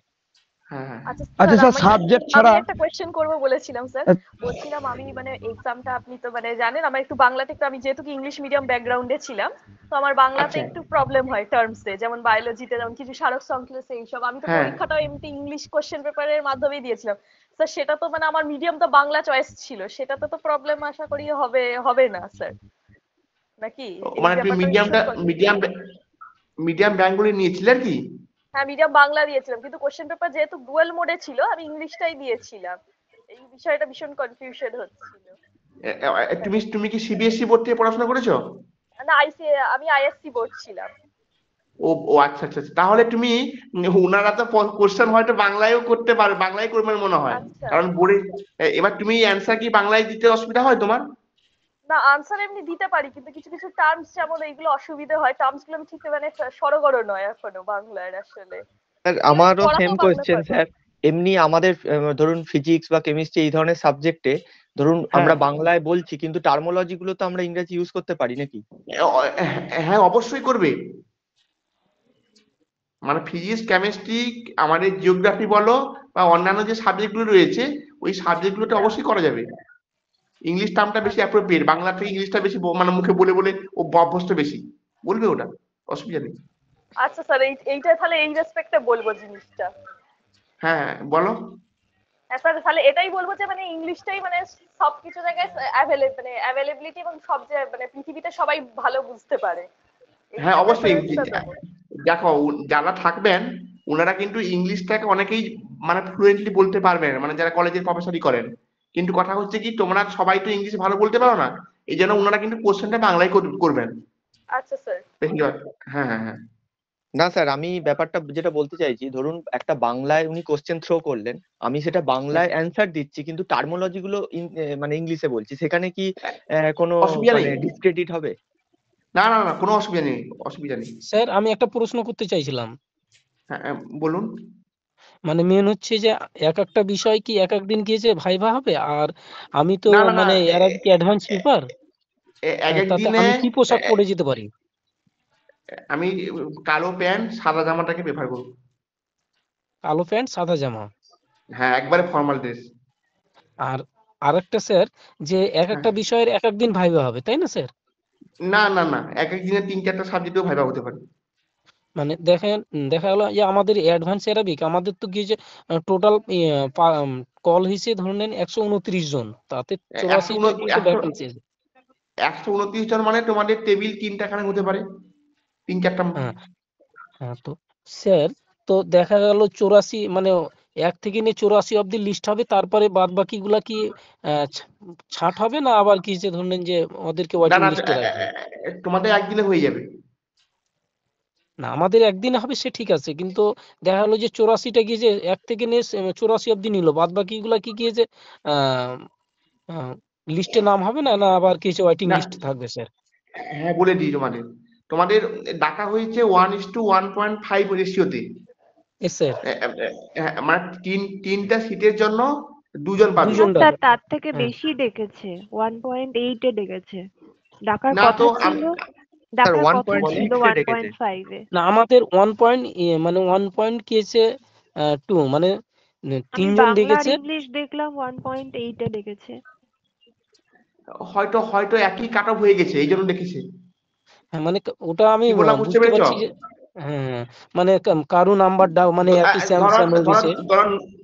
90 এর লাস্ট কাট অফটা হয়েছিল ধরো 80, এবার 80 কাট অফ পেয়ে গেছে হয়তো 8 জন পেয়ে গেছে, তাহলে 8 জনকে ডাকতে হবে।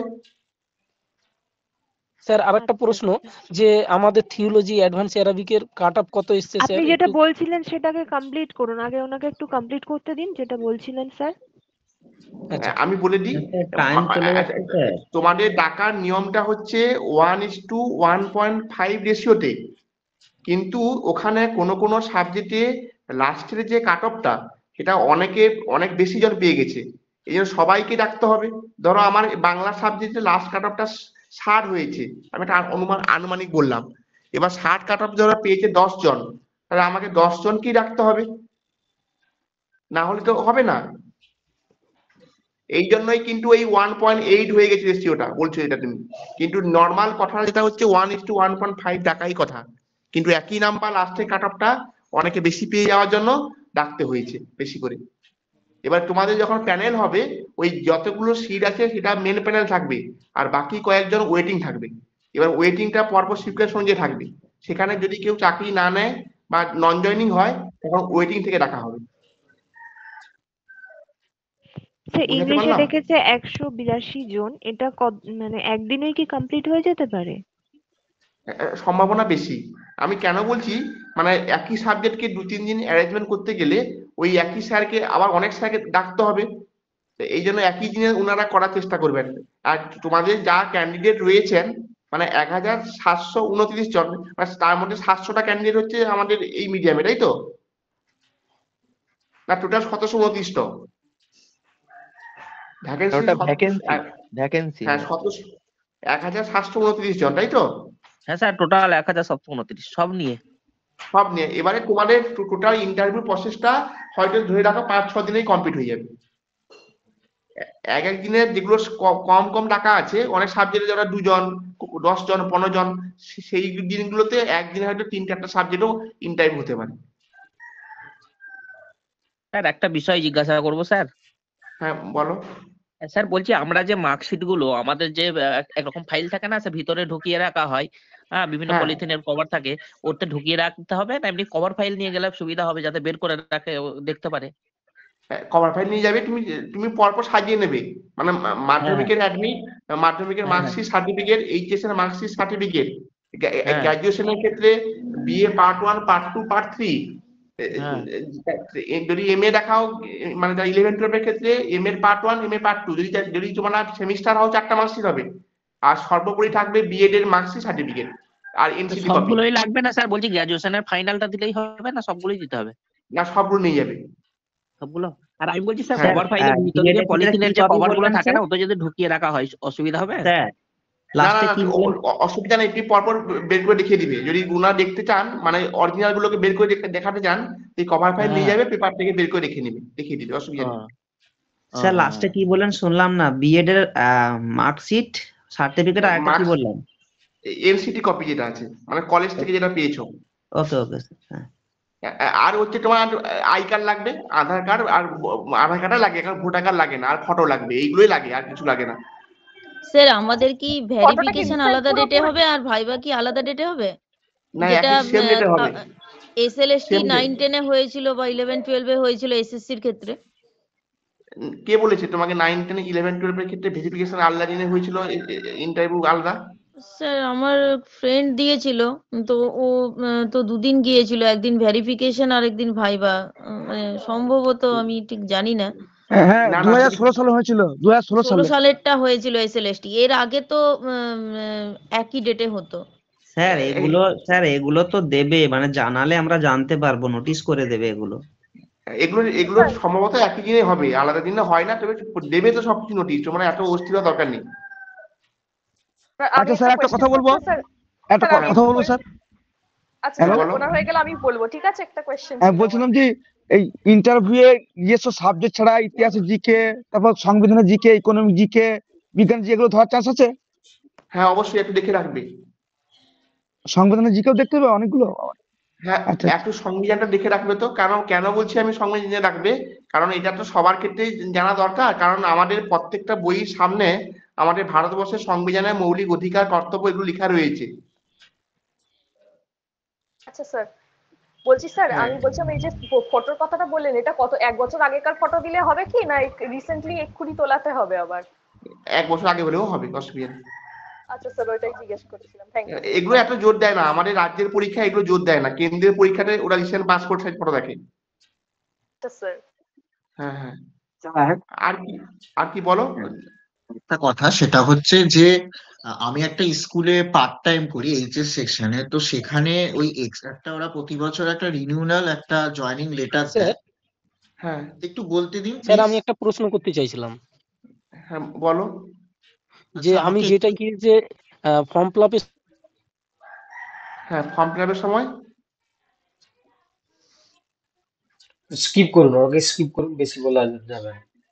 হ্যাঁ অনেক কিছু তো ওনারা জিজ্ঞাসা করছেন, সময় লাগিয়ে দিচ্ছেন অনেক বেশি। স্যার টাইম চলে যাচ্ছে স্যার, আমাদের পড়তে হবে, আরো একটা ক্লাস আছে স্যার। বলছি এখানে হচ্ছে কি, আজকে দিন থাক, পরে আগামী দিন যদি হয় আমার সঙ্গে কথা বলা যাবে। হ্যাঁ ঠিক আছে। তোমরা মোটামুটি পড়াশোনা করো, তোমাদের শুভেচ্ছা থাকলো, ভালো করে নিজেকে প্রিপারেশন করো এই কটা দিন অন্ততপক্ষে বাড়িতে থেকে। আপনাকে thank you sir. Thank you sir. হ্যাঁ অবশ্যই। আচ্ছা তো আমরা করে পাঠাবেন স্যার সবগুলা। আমরা এবার দ্বিতীয় পর্বের যে তোমাদের ক্লাস দেওয়া ছিল শিডিউল অনুযায়ী, তো সেই শিডিউল অনুযায়ী আমরা শুরু করছি। আপাতত তোমরা এক্সপার্টের মতামত তোমরা শুনলে, তো যে কথাগুলো হচ্ছে কি উনি বললেন, আশা করি তোমরা সবাই খাতায় কলমে লিখে নিয়েছো, ঠিক আছে? এবং সেই জিনিসগুলোর উপর বেশি করে জোর দেওয়ার চেষ্টা করবে। আমরা এবারে তোমাদের যেটা বলেছিলাম আগের ক্লাসে, আমরা পশ্চিমবঙ্গ মাদ্রাসা শিক্ষা পর্ষদ এবং মাদ্রাসা সার্ভিস কমিশন এই দুটো নিয়ে আমরা আজকে আলোচনা করব এবং তার আনুষঙ্গিক যে সমস্ত কোশ্চেন গুলো হতে পারে সেই কোশ্চেন অ্যান্সার গুলো আমরা আলোচনা করব। এর আগের ক্লাসে আমরা ইন্টারভিউ বোর্ডে জেনারেল কি কি কোশ্চেন হতে পারে সেই কোশ্চেন তোমাদের সামনে তুলে ধরেছিলাম।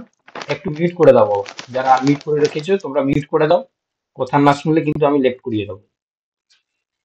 তো সেক্ষেত্রে এর আগের ক্লাসে আমরা যে বিষয়গুলো নিয়ে আলোচনা করেছিলাম, আমরা দুটো জিনিস আলোচনা করেছিলাম। একটা জেনারেল কোশ্চেন কি হতে পারে, জেনারেল কোশ্চেন,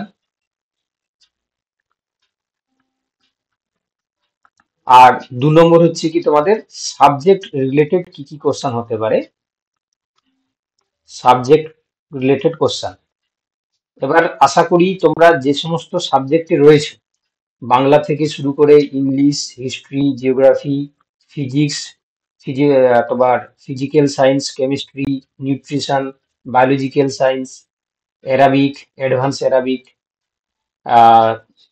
নিউট্রিশন তো বললাম, পলিটিক্যাল সায়েন্স, সোশিওলজি, এডুকেশন, এই সমস্ত সাবজেক্টের রিলেটেড যে সমস্ত কোশ্চেনগুলো হতে পারে, আনুমানিক যে সমস্ত কোশ্চেন হতে পারে, কোনো কোনো সাবজেক্টের ক্ষেত্রে আমরা 15 থেকে 20 খানা কোশ্চেন দিয়েছি, তার সঙ্গে উত্তরগুলো দেওয়া হয়েছে। আবার কোনো কোনো সাবজেক্টের ক্ষেত্রে 10 থেকে 12 খানা করে কোশ্চেন রয়েছে, এবং আমি প্রতিশ্রুতি দিয়েছিলাম তার বাইরেও যদি যে ধরনের কোশ্চেন গুলো হয় পরবর্তীকালে সেগুলোকে রেডি করে পাঠানো হবে। আশা করি তোমরা সাবজেক্ট রিলেটেড যে সমস্ত তোমার রয়েছে, তোমরা আশা করি সাবজেক্ট রিলেটেড কোশ্চেন অ্যান্সারের পিডিএফটা তোমরা পেয়ে গেছো সবাই, এবং জেনারেল কোশ্চেন অ্যান্সারের পিডিএফটাও তোমরা গ্রুপে পেয়ে গেছো, তাই তো? যদি স্যার এক এখনো সেকেন্ড, একটা ভিডিও চালু আছে, একটু স্যার মিউট করে দিন না একটু, স্যার অসুবিধা হচ্ছে। না, আমার এটাতে হচ্ছে কি তোমার কোনো অসুবিধা হচ্ছে না, এটা তো আমার কন্টিনিউ থাকে বাবা। ওটা হচ্ছে কি তোমার আপনার নয় স্যার, আপনার নয়, একটা ভিডিও ওখানে স্ক্রিনে দেখা যাচ্ছে আর কি, ওনা একটু বলে দিন একটু না হলে। আচ্ছা বাবা, একটু ভিডিও বন্ধ করে দাও তো বাবা, যার ভিডিও মানে তো অন করা আছে একটু অফ করে দাও। আচ্ছা, এবার দেখো তাহলে দুটো জিনিস তোমরা বুঝতে পারলে, একটা জেনারেল কোশ্চেন অ্যান্সারের পিডিএফ এবং সাবজেক্ট কোশ্চেন অ্যান্সারের পিডিএফ, এই দুটো কিন্তু তোমাদের গ্রুপে অলরেডি আমরা দিয়ে দিয়েছি, তোমরা আশা করি সবাই পেয়ে গেছো। যদি না পেয়ে থাকো তাহলে তোমরা আমাকে পার্সোনালি হোয়াটসঅ্যাপে মেসেজ করবে, আমি তাকে আবার রিসেন্ড করে দেবো। আজকে আমরা এই ক্লাসে মাদ্রাসা শিক্ষা পর্ষদ, ঠিক আছে, অর্থাৎ মাদ্রাসা শিক্ষা পর্ষদ আর মাদ্রাসা সার্ভিস কমিশন দুটো আলাদা, তোমরা সবাই জানো। মাদ্রাসা শিক্ষা পর্ষদ বলতে যেটাকে আমরা বলে থাকি, এই মাদ্রাসা শিক্ষা ব্যবস্থাটাকে পরিচালনা করতে গেলে যে একটি স্বতান্ত্রিক একটা বোর্ড মানে বোর্ড তৈরি করা হয়েছে, যারা মূলত সিলেবাস এবং কারিকুলাম এই জিনিসগুলোকে তারা মেনটেন করে। আর যেটা মাদ্রাসা সার্ভিস কমিশন, এটা মূলত হচ্ছে এই মাদ্রাসা শিক্ষা পর্ষদের পঠন পাঠনের জন্য শিক্ষক শিক্ষিকা রিক্রুটমেন্ট করে থাকে। তো সেক্ষেত্রে আমরা আজকে প্রথমে মাদ্রাসা শিক্ষা পর্ষদ নিয়ে বিশদ কিছু আলোচনা আমরা আজকে করতে চাইছি, কারণ তোমরা যেহেতু এই যে শিক্ষক হিসাবে মাদ্রাসা শিক্ষা পর্ষদের সঙ্গে জড়িত হবে, ঠিক আছে, তো তার জন্য তোমাদেরকে কিছু কিছু জিনিস জানতে হবে এই রিলেটেড। তো এটা হচ্ছে কি তোমার রেলিভেন্ট বলে মনে করে আজকে এই ক্লাসটা রাখা হয়েছে। তো তোমরা মনে রাখবে যে এই মাদ্রাসা এডুকেশন, ঠিক আছে, এটা কিন্তু ভারতের পশ্চিমবঙ্গের তোমার হচ্ছে কি অধিভুক্ত এবং স্বীকৃতি মাদ্রাসাগুলির জন্য রাজ্য সরকার পরিচালিত করে থাকে। এবং এখানে হচ্ছে কি তোমরা দেখে থাকবে যে তোমার হচ্ছে কি ভারত সরকার স্বীকৃতর পাশাপাশি এখানে হচ্ছে কি প্রথম থেকে দশম শ্রেণী পর্যন্ত যে তোমার হচ্ছে কি কার্যাবলীগুলো চলে বা যে পঠন পাঠনগুলো চলে, সেগুলোকে আমরা সেই সমস্ত সিনিয়র মাদ্রাসাগুলোকে কি বলা হয়, আলিম মাদ্রাসা বলা হয়, ঠিক আছে, প্রথম থেকে দশম শ্রেণী পর্যন্ত। এবং এখানে যে দ্বাদশ শ্রেণী পর্যন্ত যেটা হচ্ছে কি বলা হয় ফাজিল মাদ্রাসা, ঠিক আছে, ফাজিল মাদ্রাসা বলা হয়। যে মানে যে সমস্ত স্কুলে প্রথম থেকে দ্বাদশ শ্রেণী পর্যন্ত কাজকর্মগুলো করা হয়, পঠন পাঠন করানো হয়, ফাজিল মাদ্রাসা। এবং যেখানে হচ্ছে প্রথম থেকে দশম শ্রেণী পর্যন্ত পঠন পাঠন করানো হয়, সেগুলোকে বলা হয় আলিম মাদ্রাসা। তাহলে আলিম মাদ্রাসা আর ফাজিল মাদ্রাসা এই দুটো বিষয়ে তোমরা আশা করি মনে রাখতে পারবে, ঠিক আছে। এবার এই যে প্রতিষ্ঠান, এই প্রতিষ্ঠান আমাদের পশ্চিমবঙ্গে ইন্ট্রোডিউস হয়েছিল 1927, অর্থাৎ 1927 সালে প্রতিষ্ঠিত হয়েছিল এবং সেই সময় যিনি প্রেসিডেন্ট ছিলেন, মানে বর্তমান যিনি প্রেসিডেন্ট আছেন তার নাম কি মোহাম্মদ ফজলে রাব্বি। এবার হচ্ছে কি মাদ্রাসা শিক্ষার ধারণা যদি আমরা দেখি তাহলে এখানে আমরা বেশি কথা বলবো না, কারণ আজকে অলরেডি ক্লাসের সময়টা অনেকটা পেরিয়ে গেছে। এই বিষয়গুলো তোমরা পড়ে নেবে। খুব তোমার হচ্ছে কি সিম্পল তোমার হচ্ছে কি ভাষায় লেখা রয়েছে। আমরা যেটা তোমার হচ্ছে কি আলোচনা করব, এখানে মাদ্রাসা শিক্ষা ব্যবস্থাটাকে দুটি বিভাগে ভাগ করা হয়েছে। তোমরা দেখতে পাচ্ছ যে একটা উচ্চ মাদ্রাসা এবং একটা সিনিয়র মাদ্রাসা। তো যেটা উচ্চ মাদ্রাসা সেটা মূলত হচ্ছে কি তোমার আবু নসর ওসিফ দ্বারা অনুসরণকৃত একটি আধুনিক শিক্ষা ব্যবস্থা, এবং সিনিয়র মাদ্রাসা শিক্ষা ব্যবস্থা যেটা 5ম থেকে 8ম শ্রেণী পর্যন্ত একটি উচ্চ প্রাথমিক লেভেলের মাদ্রাসা। একটু আগেই আমরা বললাম যে এই 1ম থেকে 10ম শ্রেণী পর্যন্ত পঠন পাঠন নিয়ে যে সমস্ত স্কুলগুলো চলে সেটাকে আমরা আলিম মাদ্রাসা বলি, এবং 1ম থেকে দ্বাদশ শ্রেণী পর্যন্ত মাদ্রাসাগুলোকে আমরা ফাজিল মাদ্রাসা বলে থাকি। এবার এই আলিম মাদ্রাসা মানে আমি আলিম মাদ্রাসা যখন আমরা ইউজ করব তখন তোমাদেরকে মনে করে নিতে হবে যে এটা 1ম থেকে 10ম শ্রেণী পর্যন্ত যে শিক্ষা ব্যবস্থা সেটাকে আমরা আলিম মাদ্রাসা বলছি। তো এখানে যে সমস্ত সাবজেক্টগুলোকে ইন্ট্রোডিউস করা হয়েছে বা যে সমস্ত সাবজেক্টগুলোকে পঠন পাঠন করানো হয় তার মধ্যে রয়েছে বাংলা বা উর্দু, ঠিক আছে, ইংরেজি ভাষা রয়েছে, গণিত, জীববিজ্ঞান, ভৌত বিজ্ঞান, ইতিহাস, ভূগোল, সামাজিক বিজ্ঞান। বিজ্ঞানের পাশাপাশি হচ্ছে কি এখানে দেখো আরবি ভাষা পড়ানো হয়, ইসলামিক ধর্মতত্ত্বগুলোকে তুলে ধরা হয়, ঠিক আছে। ইসলামিক ধর্মতত্ত্বের মধ্যে রয়েছে হাদিস রয়েছে, তাফসীর রয়েছে এবং ফিকহ রয়েছে। এই সমস্ত বিষয়গুলোকে আর ইসলামিক ধর্মতত্ত্ব হিসাবে এখানে পঠন পাঠন করানো হয়। এবং ফাজিল স্তরে, অর্থাৎ ফাজিল স্তর যখন আমরা বলবো তখন মনে করবে যেখানে 1ম থেকে দ্বাদশ শ্রেণী পর্যন্ত পঠন পাঠন করানো হয়। সেখানেও সে একইভাবে এখানে বাংলা থাকতে পারে অথবা অল্টারনেটিভ হিসাবে উর্দু থাকতে পারে, ইংরেজি থাকবে, আরবি থাকবে, ধর্মতত্ত্ব এটা হচ্ছে বাধ্যতামূলক করা হয়েছে ওখানে। এবং শিক্ষার্থীদের তোমার হচ্ছে কি নিম্নলিখিত তালিকা থেকে যে কোনো দুটি বিষয় হচ্ছে বেছে নেওয়ার সুযোগ দেওয়া হয়, তারা সেইভাবে তারা হচ্ছে কি বেছে নিয়ে সেখানে কিন্তু তারা পঠন পাঠন করতে পারে। এবার যে বিষয়টা হচ্ছে কি তোমার নিয়ে আলোচনা না করলেই নয় যে এই মাদ্রাসা এবং সংখ্যালঘু প্রতিষ্ঠান আলাদা করে কেন তৈরি করা হলো। কারণ তোমরা জানো যে আমাদের ওয়েস্ট বেঙ্গল যে গভর্নমেন্ট রয়েছে তার আন্ডারে আমাদের শিক্ষা ব্যবস্থা রয়েছে, যেটা আমরা দেখতে পাই মাধ্যমিক পর্যন্ত WBBSE আর একটা রয়েছে WBCHSE। এই দুটোর পুরো নাম তোমরা সবাই জানো আশা করি। একটা West Bengal Board of Secondary Education আর একটা রয়েছে কি West Bengal Council of Higher Secondary Education. এটা আমরা হচ্ছে কি দেখতে পাই ক্লাস 10, এটা হচ্ছে কি 12, তাই না, এটা হচ্ছে কি তোমার 11-12। তো সেক্ষেত্রে এই দুটো যে বোর্ড রয়েছে, ঠিক আছে, এরা মূলত হচ্ছে কি আচ্ছা এছাড়া আমাদের প্রাইমারি বোর্ড রয়েছে তোমরা জানো, যেটা হচ্ছে প্রাইমারি তোমার হচ্ছে কি এডুকেশন যে বোর্ড রয়েছে সেটা তোমার জানো। আপার প্রাইমারি সিস্টেম রয়েছে, তারপর এখানে হচ্ছে কি তোমার এটা হচ্ছে কি তোমার 9-10 যেটা রয়েছে এবং 11-12 রয়েছে। তাহলে আলাদা করে এই বোর্ডগুলো তৈরি করা হলো কেন, যেটা হচ্ছে কি তোমার মাদ্রাসা বা সংখ্যালঘু প্রতিষ্ঠান হিসাবে করা হলো।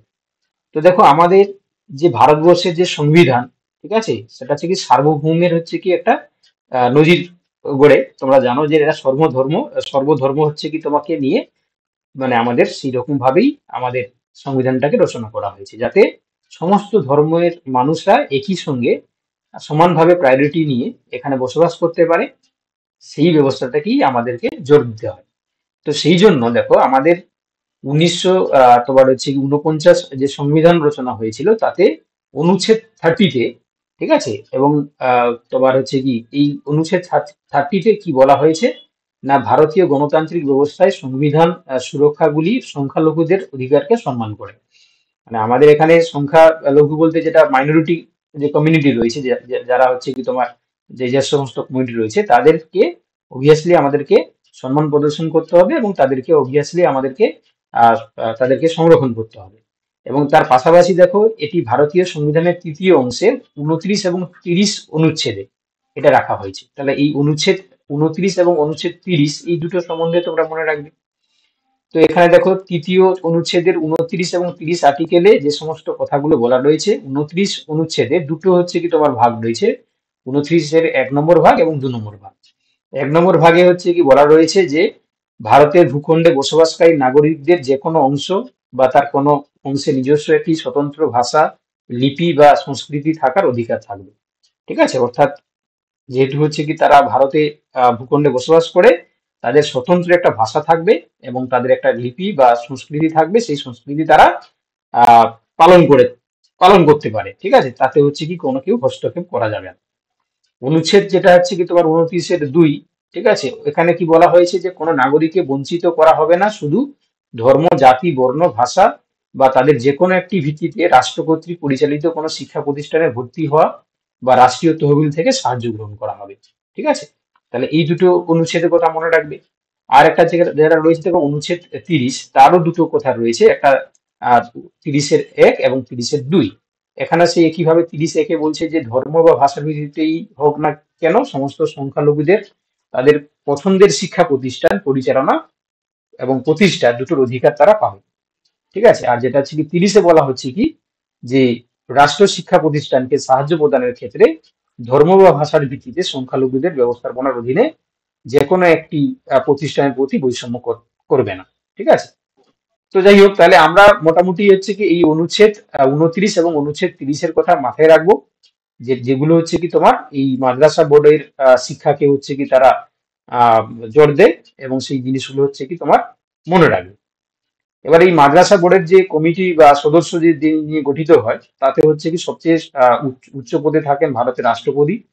ঠিক আছে, এবং তার পাশাপাশি পশ্চিমবঙ্গ উচ্চ শিক্ষা যে পর্ষদ রয়েছে সেখানে সভাপতি থাকবে এই মাদ্রাসা বোর্ডের সঙ্গে, উনি দেখভাল করবেন। পশ্চিমবঙ্গে হচ্ছে কি মাধ্যমিক শিক্ষা বোর্ডের সভাপতি থাকবেন, পশ্চিমবঙ্গ প্রাথমিক শিক্ষা বোর্ডের সভাপতি থাকবেন।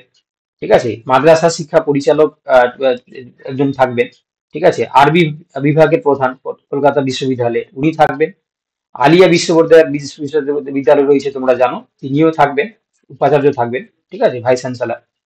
এবং হচ্ছে কি তোমার স্বীকৃত মাদ্রাসার দুটি প্রধান, একটি উচ্চ মাদ্রাসা থেকে একটি সিনিয়র মাদ্রাসা থেকে ওনারা থাকবে। দিয়ে একটা দেখো কমিটি গঠন করা হচ্ছে, সেই সদস্যের যে কমিটি ওরা হচ্ছে কি বোর্ড গঠন করবে এবং তারাই হচ্ছে কি সমস্ত সিদ্ধান্তগুলোকে নেবে, মানে তারাই হচ্ছে কি সমস্ত কারিকুলাম থেকে শুরু করে পঠন পাঠন এই সমস্ত বিষয়গুলোকে তারাই হচ্ছে কি পরিচালনা করবে। এখানে তাহলে প্রসঙ্গ যেহেতু উঠছে, তাহলে একটু আগেই যে আমাদের এক্সপার্ট স্যার যিনি কথাগুলো বলছিলেন, তোমরা তাহলে হচ্ছে কি এই জিনিসগুলো নামগুলো একটু জেনে রাখবে যে এখন হচ্ছে পশ্চিমবঙ্গ উচ্চ মাধ্যমিক শিক্ষা পর্ষদের সভাপতি কি রয়েছে। তারপর হচ্ছে কি তোমরা দেখবে যে এখানে তোমার হচ্ছে কি পশ্চিমবঙ্গ মাধ্যমিক শিক্ষা পর্ষদের সভাপতি কি রয়েছেন। ঠিক আছে, মাদ্রাসা শিক্ষা পরিচালনের ক্ষেত্রে হচ্ছে যিনি রয়েছেন ওনার নাম কি। তাহলে এই নামগুলো হচ্ছে কি তোমরা একটু হচ্ছে কি মনে রাখবে, কারণ হচ্ছে কি যদি কোনো কারণে যদি তোমাদেরকে জিজ্ঞাসা করা হয় যাতে করে তোমরা হচ্ছে উত্তর দিতে পারো, সেই বিষয়ে হচ্ছে কি তোমরা আগে থেকে একটু ওয়াকিবহাল থাকবে। ঠিক আছে, চলো এবার হচ্ছে কি দেখো, এবার এখানে হচ্ছে কি তোমার আরো কিছু রয়েছে যে দুজন হচ্ছে মাদ্রাসার দুজন প্রধান থাকবেন, তাদের মধ্যে হচ্ছে কি তোমার কিছু হচ্ছে ক্রাইটেরিয়া রয়েছে, এই জিনিসগুলো তোমরা একটু পড়ে নেবে। আর এবারে আমরা চলে যাব কিছু কোশ্চেন অ্যান্সার নিয়ে। ঠিক আছে, অর্থাৎ কিছু প্রশ্ন উত্তর হতে পারে, সেই প্রশ্ন উত্তরগুলো যেমন হচ্ছে পশ্চিমবঙ্গে মাদ্রাসা শিক্ষা প্রতিষ্ঠার বছর কবে, মানে কবে থেকে শুরু হয়েছিল আর কি। ঠিক আছে, প্লাস হচ্ছে কি মাদ্রাসা ক্যালকাটা মাদ্রাসা কবে প্রতিষ্ঠিত হয়েছিল, সেই সঙ্গে হচ্ছে কি তোমার পশ্চিমবঙ্গ মাদ্রাসা শিক্ষা পর্ষদ যেটা হচ্ছে কি তোমার West Bengal Board of Madrasa education, এটা হচ্ছে কি তোমার হচ্ছে কবে প্রতিষ্ঠিত হয়েছিল এবং বোর্ডের প্রতিষ্ঠাতা হিসাবে যিনি ছিলেন ওনার নাম মনে রাখবে। আর এখানে হচ্ছে কি তোমরা বোর্ডের উদ্দেশ্য তোমাদেরকে জিজ্ঞাসা করবে যে এই বোর্ডের উদ্দেশ্য, এটাকে ভালো করে হচ্ছে তোমরা মুখস্থ করে নেবে। ঠিক আছে, তাহলে এখানে তোমরা কি বলবে, এই লাইনটাই তোমরা বলবে যে তোমাকে বলবে যে মাদ্রাসা বোর্ডের তো তুমি শিক্ষকতা করতে তোমার হচ্ছে কি এই পরীক্ষাটা দিয়েছো, তো তুমি হচ্ছে কি কি উদ্দেশ্য, মানে এই বোর্ডের কি উদ্দেশ্য রয়েছে, তাহলে তোমরা তখন বলবে যে মুসলিম ছাত্রদের মানসম্মত শিক্ষা প্রদান করা, যাতে তারা ইসলামিক শিক্ষার পাশাপাশি আধুনিক শিক্ষা অর্জন করতে পারে এবং নিজেদের জীবনে সফলতা লাভ করতে পারে, এটাই হচ্ছে তোমার এই বোর্ডের হচ্ছে কি মূল উদ্দেশ্য। ঠিক আছে, চলো এবার হচ্ছে কি বর্তমান মাদ্রাসা স্কুল সার্ভিস কমিশনের হচ্ছে কি চেয়ারম্যান। ঠিক আছে, এটা তোমরা একটু দেখে নাও, এটা যদি চেঞ্জ হয়ে থাকেন আমি জানি না এই মুহূর্তে, বাট যিনি হচ্ছে কি তোমার মোহাম্মদ গোলাম আলী আনসারি, ইনি হচ্ছে কি তোমার হচ্ছে কি চেয়ারম্যান হিসাবে রয়েছেন। এটা যদি হচ্ছে কি চেঞ্জ হয় তাহলে তোমরা একটু খেয়াল করবে।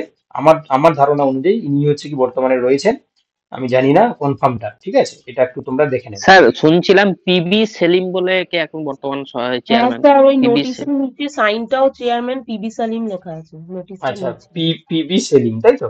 হুম। তাহলে এটা একটু তোমরা দেখে নেবে, কারণ ইনি হচ্ছে কি ছিলেন যখন হচ্ছে কি তোমার ওই বিভিন্ন যে কেস কাছারিগুলো চলছিল, ঠিক আছে, তো যখন হচ্ছে কি এই যে ব্যানার্জি সম্ভবত হচ্ছে কি তোমার হাইকোর্টে ছিলেন, তো সেই সময়টা ছিলেন। তাহলে এখন বর্তমানে চেঞ্জ হয়ে গেছে কিনা এই জিনিসটা হচ্ছে কি তোমরা একটু দেখে নেবে, পিবি সেলিম যদি হয় তাহলে দেখে নেবে। আচ্ছা, এবার হচ্ছে কি তোমার মাদ্রাসা শিক্ষা বোর্ডের বিভিন্ন স্তরের পরীক্ষাগুলোর মধ্যে পার্থক্য রয়েছে, সেই জিনিসগুলো একটু দেখে নেবে।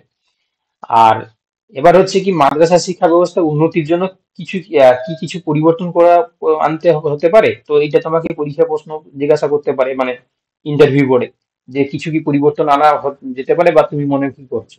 তো তখন তোমাকে বলতে হবে টেকনোলজির ব্যাপারটা, শিক্ষক প্রশিক্ষণের ব্যাপারটা, মৌলিক আধুনিক শিক্ষার ব্যাপার বা শিক্ষার্থী মূল্যায়ন, এই জিনিসগুলো হচ্ছে কি কয়েকটা জিনিস তোমরা তুলে ধরতে পারো, যে পসিবল হলে এগুলো যদি করা হয় তাহলে আমার মনে হয় যে এগুলো করলে ভালো হয়। আচ্ছা, ঠিক একইভাবে দেখো শিক্ষা বোর্ডের পরীক্ষা পদ্ধতি নিয়ে যদি কোনো পরিবর্তন আনার প্রয়োজন যদি তোমাকে জিজ্ঞাসা করা হয়, তাহলে সেগুলোও তোমরা হচ্ছে কি নিজের মতন করে বা এখানে যে উত্তরটা রয়েছে এইভাবে তোমরা দিতে পারো। এই কোশ্চেনটার উপর বেশি গুরুত্ব দেবে, এই কোশ্চেনটাও তোমাদেরকে করা হতে পারে যে মাদ্রাসা শিক্ষা এবং সাধারণ শিক্ষার মধ্যে কি পার্থক্য, ঠিক আছে, এটাও তোমাকে হচ্ছে কি একটু গুরুত্ব দিতে হবে, কারণ এই ধরনের কোশ্চেনগুলো করা হতে পারে।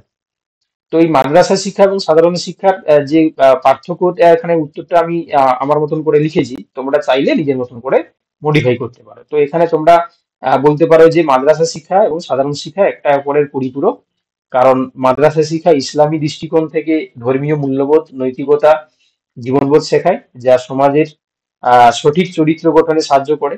আর অন্যদিকে তোমরা জানো যে সাধারণ শিক্ষা ছাত্রদের ক্ষেত্রে আধুনিক বিশ্বের সাথে পরিচিত করায়, প্রযুক্তি এবং বৈজ্ঞানিক জ্ঞান দেয়।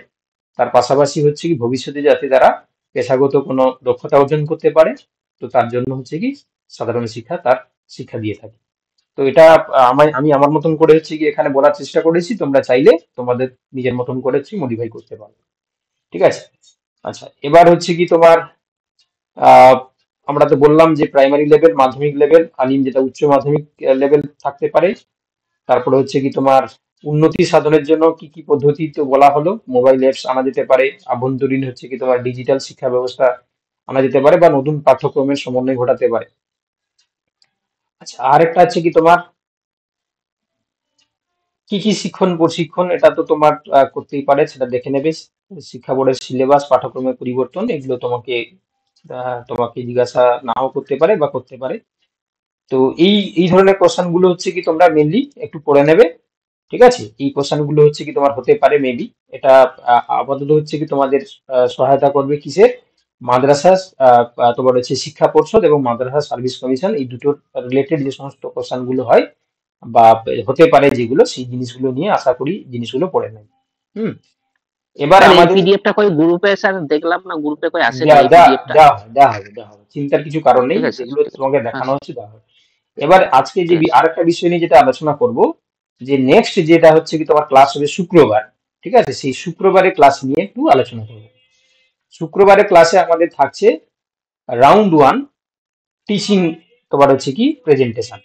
তো তাতে যারা সিলেক্টেড হয়েছে প্রথমে, ঠিক আছে, সবাই তোমরা চান্স পাবে, চিন্তার কিছু কারণ নেই। প্রথম রাউন্ডে কালকে রাতে যে পিডিএফটা দিয়েছিলাম ওটা একটু পরিবর্তন হবে, ওটা আমি ডিলিট করে দিয়েছি, আজকে ফ্রেশ একটা পিডিএফ আমি তোমাদেরকে দেবো।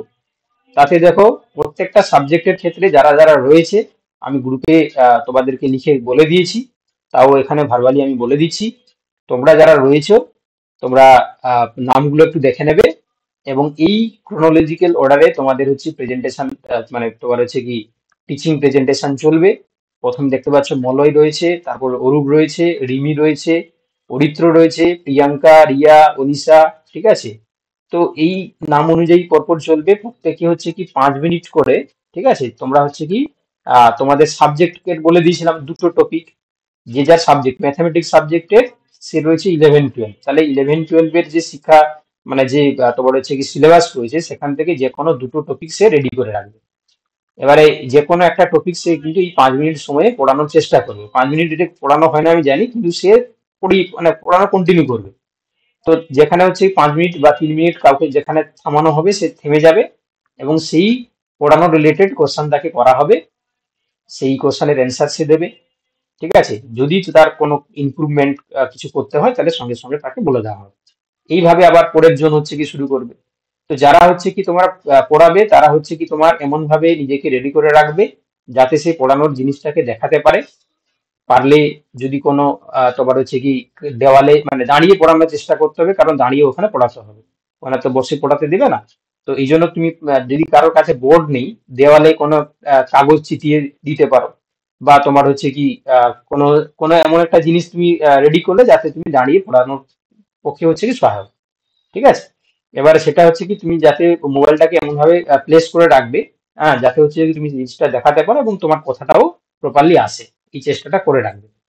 ওকে, আর যে হচ্ছে কি তোমার এই এই সিস্টেমটা হচ্ছে কি তোমার দেরি করবে, বা তার তখন কিন্তু পরের নেক্সট জন চলে আসবে, সে কিন্তু আর দিতে পারবে না। কারণ তোমরা দেখতে পাচ্ছ অনেক স্টুডেন্ট হচ্ছে কি জয়েন করেছে, তো যার ক্ষেত্রে হচ্ছে কি তাকে বেশিক্ষণ সুযোগ দেওয়া যাবে না। তো এই জন্য হচ্ছে আগে থেকে তোমরা মেন্টালি হচ্ছে কি রেডি থাকবে, সেইভাবে হচ্ছে কি তোমরা প্রেজেন্টেশন করবে। আচ্ছা, যাদের নাম নেই বা যারা এই সাবজেক্টের সঙ্গে জড়িত নও, তোমরাও থাকবে। তোমাদের যদি মনে হয় যে আমার এখন সময়ের খুব বেশি ইম্পর্টেন্স, তোমরা নাও থাকতে পারো। বাট আমি এই কারণে থাকতে বলছি, কারণ প্রত্যেকটা প্রেজেন্টেশন যখন তোমরা দেখবে, তাহলে সেখান থেকে তোমার একটা আইডিয়া তৈরি হয়ে যাবে এবং সেখানে কে ভুল করছে কি ঠিক করছে সেই আইডিয়াটা তুমি ওখান থেকে শিখতে পারবে। যে হ্যাঁ, এ হচ্ছে কি তোমার এই জিনিসটা মনে হচ্ছে যে এটা না করে যদি এইভাবেই করতো তাহলে মনে হয় বেটার, তাহলে সেই শিক্ষাটা কিন্তু তুমি কারোর প্রেজেন্টেশন দেখে শিখতে পারো।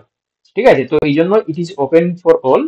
If you not interested then you তোমার হচ্ছে কি তুমি নাও থাকতে পারো। ঠিক আছে, এবার কিন্তু যাদের নাম রয়েছে তোমরা তো অবভিয়াসলি থাকতেই হবে তোমাকে। এবার আমি হচ্ছে কি তোমাদেরকে সাজেস্ট করব প্রত্যেকটার ক্ষেত্রে তোমরা থাকবে। ঠিক আছে, এবং থাকবে কোনো ভাবে হচ্ছে কি কোনো গন্ডগোল করবে না, কোনো কথা বলবে না, চুপচাপ করে তোমরা মিউট করে থাকবে যেভাবে এখন ক্লাস শুনছো। আর যে যা প্রেজেন্টেশন হবে ওই শুধুমাত্র হচ্ছে কি প্রেজেন্ট করবে। ঠিক আছে, এবং টাইমটা হচ্ছে কি বাউন্ডেড, কেউ ওখানে জোর করবে না যে না আমি আরো একটু পড়াতে চাই বা বলতে চাই। যাকে যেমন করে হচ্ছে কি তোমাকে নেক্সট বলা হবে সে সেইভাবেই করবে।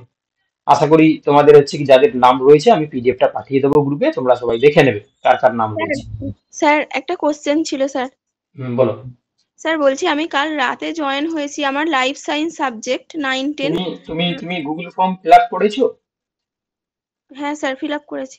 তোমার নাম চলে আসবে পরে এই যে এটা হচ্ছে কি তোমার রাউন্ড 1, রাউন্ড 2 তে তোমার নাম চলে আসবে। ঠিক আছে, তুমি গুগল ফর্ম পূরণ করে থাকলে চিন্তার কিছু কারণ নেই, সবার ডেটা রয়েছে আমার কাছে, তোমার নাম চলে আসবে।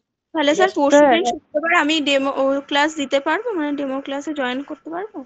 অবভিয়াসলি সবাই পারবে। তোমরা যারা পেড গ্রুপে জয়েন রয়েছো তোমরা সবাই যেভাবে আজকে ক্লাস করছো ঠিক একইভাবে তোমরা পেড গ্রুপে জয়েন করে ক্লাস করবে। স্যার ডেমো দেবো তাই তো? মানে আমি একটা টপিক চুজ করে রাখবো? একটা টপিক নয়, দুটো টপিক তুমি রেডি রাখো। আচ্ছা ঠিক আছে স্যার। স্যার বলছি যে বাংলার ক্ষেত্রে মানে যেটা আমি পড়াবো গল্প, ধরুন আমি গল্প চুজ করলাম, তো সেক্ষেত্রে আমি ডাইরেক্ট তো আমি গল্পটার ভিতরে তো ঢুকতে পারবো না, আগে আমার সেই গল্পকারের সম্পর্কে কিছু বলতে হবে। 5 মিনিটের মধ্যে কি করে স্যার আমি মানে গল্পকারের সম্পর্কে বলবো, সেই সঙ্গে আবার শোনো তোমরা ব্যাপারটাকে বুঝতে পারছো না। 5 মিনিট বলতে হচ্ছে কি তুমি পুরো যে চ্যাপ্টারটা বা যে টপিকটা পড়াবে ওটা যে কমপ্লিট করতে হবে আমি সেটা বলছি না বাবা, ওরা এটাই বুঝতে ভুল। বা তুমি যখন হচ্ছে কি ওখানে ইন্টারভিউ বোর্ডে প্রেজেন্ট করবে তোমাকে 5 মিনিট কেন, তোমাকে 2 মিনিটেও থামিয়ে দিতে পারে। তোমার টিচিং প্রসিডিওর বা তোমার টিচিং কিভাবে হচ্ছে সেটাকে জাস্ট দেখা যে তুমি হচ্ছে কেমন প্রেজেন্ট করছো। যখন তুমি হচ্ছে তোমার প্রেজেন্টেশন ওকে দেন বলা হবে যে স্টপ, ওখান থেকে তোমাকে কোশ্চেন করা হবে। এবারে মানে আমি যেরকম ভাবে যেরকম রেডি করে যাব, মানে প্রথমে যেরকম ইন্ট্রোডাকশন গল্পের সম্পর্কে বলবো সেরকম বলতেই থাকবো। ইয়েস, মানে তুমি জেনারেল প্রসেসে যেমন ভাবে পড়াই, প্রথমে ইন্ট্রোডাকশন, তারপর হচ্ছে কি তুমি এটা কিছু লিখলে সেটাকে বিশ্লেষণ করলে, ওইভাবেই চলবে। ঠিক আছে, বা তোমাকে হচ্ছে কি বলা হচ্ছে, দেখো আমি একটু বলে দিই। যেমন হচ্ছে কি তুমি যখন হচ্ছে কি প্রথমে ইন্ট্রোডাকশন দিয়ে শুরু করার পরে তোমাকে লিখতে হবে, উপরে লিখবে ডেট, লিখে দিবে। ডেট লিখার পরে হচ্ছে কি বিষয় লিখবে, সাবজেক্ট লিখার পরে হচ্ছে কি তোমার ক্লাস লিখবে, ঠিক আছে। ক্লাস লিখার পরে হচ্ছে কি তোমার তোমার হচ্ছে কি এবারে যে টপিকটা তুমি পড়াবে সেই টপিকটার নাম লিখবে।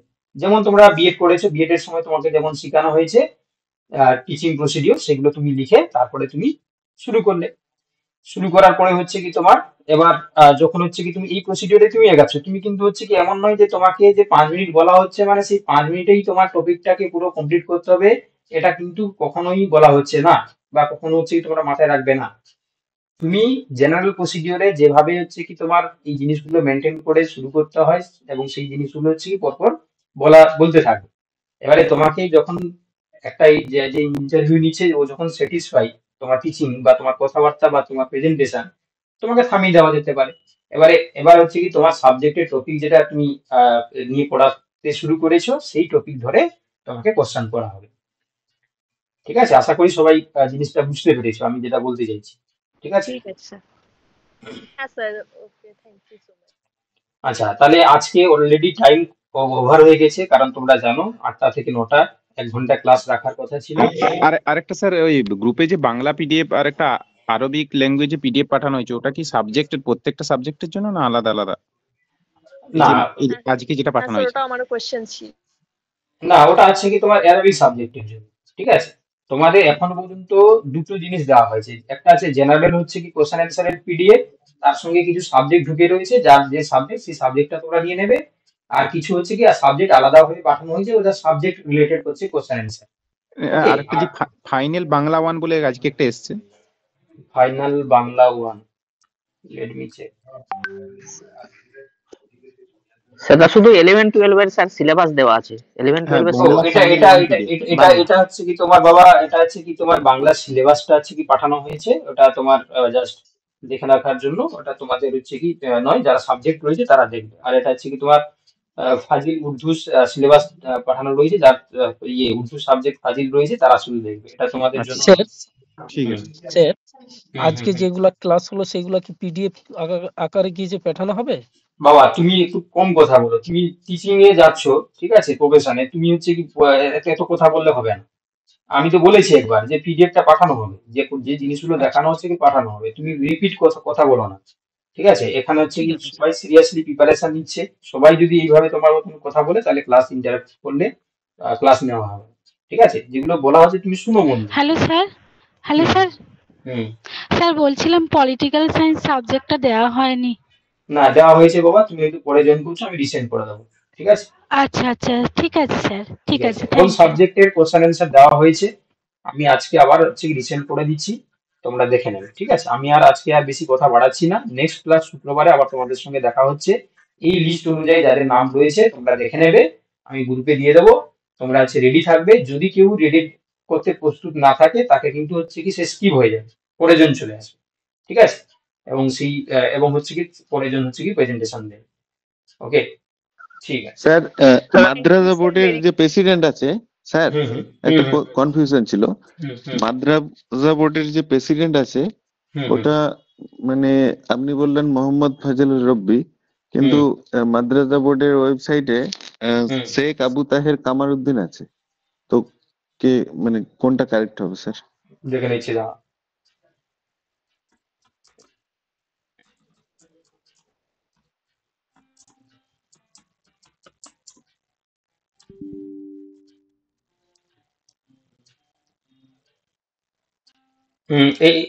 এনার নাম লিখবে, এনার নাম লিখবে। ঠিক আছে, দেখতে পাচ্ছ? আচ্ছা আচ্ছা, হ্যাঁ স্যার। মানে এটা ওই মোহাম্মদ ফাজল রব্বি, ওইটাও আমি দেখছিলাম। আর ইনার নামটা মানে ওয়েবসাইটে মাদ্রাসা বোর্ড ওয়েবসাইটে না, এনার নামটা লিখবে। ঠিক আছে, এনার নামটা তোমরা এডিট করে নেবে। হ্যাঁ, কেটে এনার নামটা লিখে নেবে।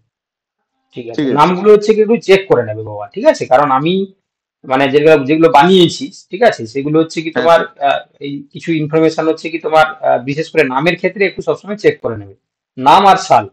ঠিক আছে, যে কোনো জায়গায় কোনো বইতে কোনো ভার্সন চেঞ্জ হয় তো, বা কোনো দেখবে হঠাৎ করে হচ্ছে কি তোমার চেঞ্জ হয়, ধরো তখন হচ্ছে কি তোমার লেটেস্ট জিনিসটা একটু চেক করে দেখে নেবে। ঠিক আছে, সবসময়। ঠিক আছে। আচ্ছা, লাইফ সায়েন্স মানে সাবজেক্টের আলাদা কোনো কোশ্চেন দেওয়া হয়নি মনে হয় পিডিএফ? লাইফ সায়েন্স বাবা ওই যে জেনারেলের যে কোশ্চেন অ্যান্সার রয়েছে জেনারেলটাতে, হ্যাঁ তার হ্যাঁ সঙ্গেই ওইটাতে, ঢুকানো রয়েছে, তার সঙ্গেই ঢুকানো হ্যাঁ রয়েছে। হ্যাঁ ঠিক আছে, দেখো হ্যাঁ আমি হ্যাঁ তোমাকে ওইটাতে আছে। বলে দিচ্ছি এখনো পর্যন্ত কি কি ওই সাবজেক্ট দেওয়া রয়েছে আমি তোমাকে বলে দিচ্ছি। সংস্কৃত দেওয়া হয়েছে, ফিলোজফি দেওয়া রয়েছে, nutrition, Arabic, advance Arabic, political science. ঠিক আছে, আর এখানে জেনারেল ক্লাস যেটা হয়েছিল তাতে হচ্ছে কি সমস্ত সাবজেক্ট গুলো ঢুকানো রয়েছিল। কি কি সাবজেক্ট তোমাকে বলে দিচ্ছি তাও একবার। ঠিক আছে, যেমন তোমার হচ্ছে কি বাংলা প্রথমে রয়েছে, দেখো বাংলা দেওয়া রয়েছিল। বাংলার পরে তোমাদের দেওয়া ছিল হচ্ছে কি তার সঙ্গে ইংলিশ দেওয়া ছিল, ইংলিশ। তারপর হচ্ছে কি তোমার জিওগ্রাফি আছে, জিওগ্রাফির পরেও আছে তোমার হিস্ট্রি দেওয়া আছে, হিস্ট্রির সঙ্গে তারপরে আছে তোমার ম্যাথামেটিক্স দেওয়া আছে, তারপরে আছে তোমার ম্যাথামেটিক্স, তারপর হচ্ছে কি তোমার পলিটিক্যাল, তোমার হচ্ছে ফিজিক্যাল সায়েন্স দেওয়া আছে। ঠিক আছে, তারপর হচ্ছে কি তোমার লাইফ সায়েন্স আছে, লাইফ সায়েন্স। তারপর আছে তোমার কেমিস্ট্রি দেওয়া আছে, কেমিস্ট্রি। তারপর হচ্ছে কি তোমার তারপর হচ্ছে কি এখানে আছে এডুকেশন দেওয়া আছে, এডুকেশন, এডুকেশনের পর সোশিওলজি দেওয়া আছে। ঠিক আছে, ফিজিক্স দেওয়া আছে, ফিজিক্স। তারপর হচ্ছে কি তোমার ফিজিক্স। তাহলে আর আশা করি আর কেউ সাবজেক্ট বাকি নেই। যদি কেউ থাকো আমাকে হোয়াটসঅ্যাপে মেসেজ করবে যে আমার এই সাবজেক্ট, আমি সাবজেক্টের কোশ্চেন অ্যান্সারের পিডিএফ পাই, তখন হচ্ছে কি আমি পাঠিয়ে দেবো তোমাকে। ঠিক আছে, আচ্ছা স্যার, এটা শুধু এই সাবজেক্টটা আমার সেটারই পড়তে হবে তাহলে? আর যে সাবজেক্ট তোমার সেই সাবজেক্টে জেনারেল, উপরে যে জেনারেল কোশ্চেন অ্যান্সার রয়েছে এটা সবার জন্য। এখানে যে জেনারেল কোশ্চেন অ্যান্সার রয়েছে এটা লিখে দিয়েছি বাবা আমি এখানে, দেখো এই যে লেখা আছে, দেখো যে এর সাধারণ কোশ্চেন যেটা হচ্ছে কি তোমার হতে পারে, এটা সবার জন্য। আর সাবজেক্ট বলে যেগুলো লেখা আছে, যার যেটা সাবজেক্ট সেই সাবজেক্ট কোশ্চেন অ্যান্সার গুলো তোমরা প্র্যাকটিস করবে। ঠিক আছে, স্যার আমার সাবজেক্ট ম্যাথ স্যার, আমি পাইনি। তুমি হচ্ছে কি দেখবে, আমি তাহলে আমি রিসেন্ড করে দিচ্ছি বাবা, এর সঙ্গে এই পিডিএফটার সঙ্গে আছে, আমি আবার রিসেন্ড করে দিচ্ছি।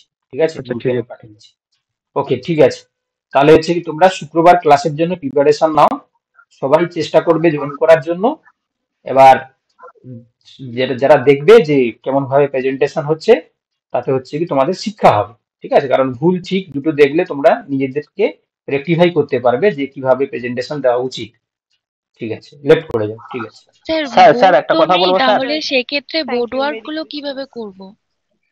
বোর্ড ওয়ার্ক বলতে দেখো, এই যে বললাম তোমরা হচ্ছে কি যদি কারো কাছে কোনো বোর্ড নেই, তাহলে হচ্ছে কি বড় একটা একটা দেওয়ালে হচ্ছে কি 4-5টা পেজ, এমনি খাতার পেজ হচ্ছে কি আঠা দিয়ে ছিটিয়ে একটা তৈরি করে নিতে পারো। যে তাতে হচ্ছে কি তুমি সামনের দিকে হচ্ছে কি তোমার কোনো একটা জায়গায় উঁচু একটা জায়গা রাখলে, সেখানে মোবাইলটাকে রেখে তারপর তুমি পড়াবে। স্যার একটা কথা বলবো স্যার, বলছি আমি ওই এটা গুগল ফর্মটা ফিল আপ করিনি, আজকে যদি ফিল আপ করি শুক্রবার কি ডেমো ক্লাসের সুযোগ পাবো? এই শুক্রবার পাবে না, এই শুক্রবারের হচ্ছে ডেমো ক্লাসে যারা যারা হচ্ছে কি প্রেজেন্টেশন দেবে তাদের হচ্ছে কি যে লিস্টটাতে দেখালাম আমি এখানে, তুমি পরের শুক্রবার আবার পাবে, পরের শুক্রবার। ঠিক আছে স্যার, ঠিক আছে। বা আরেকটা জিনিস শুনে নাও, মানে এই শুক্রবার যারা হচ্ছে কি তোমার এখানে ডেমো প্রেজেন্টেশন দেওয়ার জন্য নাম বেরিয়েছে, রবিবার হচ্ছে কি তোমার ইন্টারভিউর জন্য, মানে যে ডেমো ইন্টারভিউ, তারা থাকবে না, পরের নামগুলো থাকবে। মানে ঘুরিয়ে ফিরিয়ে তোমার কিন্তু নাম আসবে আর কি বললাম, বুঝতে পারলে? যারা এই শুক্রবার মানে ব্যাপারটা তোমরা শুনে নাও, মন দিয়ে শুনে নাও। মানে ধরো এই শুক্রবার যারা পড়ানোর সুযোগ পাচ্ছে, তারা রবিবার পড়ানোর ইন্টারভিউ দেওয়ার সুযোগ পাচ্ছে না। তারা হচ্ছে কি তোমার বাকি যারা রয়েছে তারা হচ্ছে কি তোমার ইন্টারভিউ দেওয়ার সুযোগ পাচ্ছে। মানে ইন্টারভিউতে কি কি কোশ্চেন হতে পারে সেই জিনিসগুলো হচ্ছে ইন্টারভিউ দেওয়ার সুযোগ হবে আর কি, তাদের নামগুলোকে আলাদাভাবে দেওয়া হবে। তো ঘুরিয়ে ফিরিয়ে তুমি সপ্তাহে একবার কিন্তু ইন্টারভিউ আর একবার হচ্ছে কি তোমার কি বলে তোমার পড়ানো হচ্ছে সুযোগ পাচ্ছ। ঠিক আছে, স্যার আজকে তাহলে গুগল ফর্মটা ফিল আপ করে দিচ্ছি স্যার, আমি তো ওটা দেখিনি স্যার। ঠিক আছে, হ্যাঁ ঠিক আছে স্যার। বিএড এর সার্টিফিকেট নিয়ে একটা কথা ছিল। বলো বলো বলো, তাড়াতাড়ি বলো। স্যার বিএড এ স্যার যেটা এনসিটি থেকে ডাউনলোড করতে হবে এবং যেটা দেবে, স্যার দুটোই কি প্রয়োজন না যে কোনো একটা হলেই হবে স্যার? আমি তোমাকে বলেছি, দেখো তোমাদেরকে বলেছি যে এই মুহূর্তে বাড়তি কোনো চাপ নেওয়া দরকার নেই। তোমাদের কাছে বিএড এর হচ্ছে কি তোমার মার্কশিট রয়েছে, মার্কশিট আছে, বিএড এর সার্টিফিকেট প্রভিশনাল থাকুক বা হচ্ছে কি ফাইনাল থাকুক, যেটা আছে এই দুটো তো তোমার কাছে রয়েছে। এছাড়া বলেছিলাম এটা এনসিটি ওয়েবসাইট থেকে একটা হচ্ছে কি তোমার বিএড এর সার্টিফিকেট তৈরি করা যায়। তোমরা পারলে ওটাকে অ্যাপ্লাই করে রেখে দাও, ওটা 7 দিন মতন সময় লাগে ডাউনলোড করতে। প্রথমে ভেরিফিকেশন পেন্ডিং বলে দেখাবে, তারপর ভেরিফিকেশন হয়ে গেলে পড়া যায়। ওটা যদি তোমার ইন্টারভিউ আগে এসে গেলে ভালো, না এলেও ভালো, কি করবে তুমি, আর এখন তো আর কিছু করার নেই। তো তুমি অ্যাপ্লাই করে দাও, যদি চলে আসে তাহলে সেটাকে কালার প্রিন্ট করে নেবে। এটা থাকলে কি হয় না, তোমার এই জিনিসগুলো আর বেশি তোমাকে কোয়ারি করবে না, যে তোমার এনসিটি আছে মানে ব্যাস ইউ আর ওকে। বাট না হলে এগুলোকে জাস্ট চেক করবে আর কি, তখন একটা তোমার একটা ভয় ভীতি থাকে যে আমাকে কি করতে পারে। বাট এগুলো থাকলেই হবে, ঠিক আছে? চলো ঠিক আছে, লেফট করে যাও। Okay, thank you sir, merry Christmas.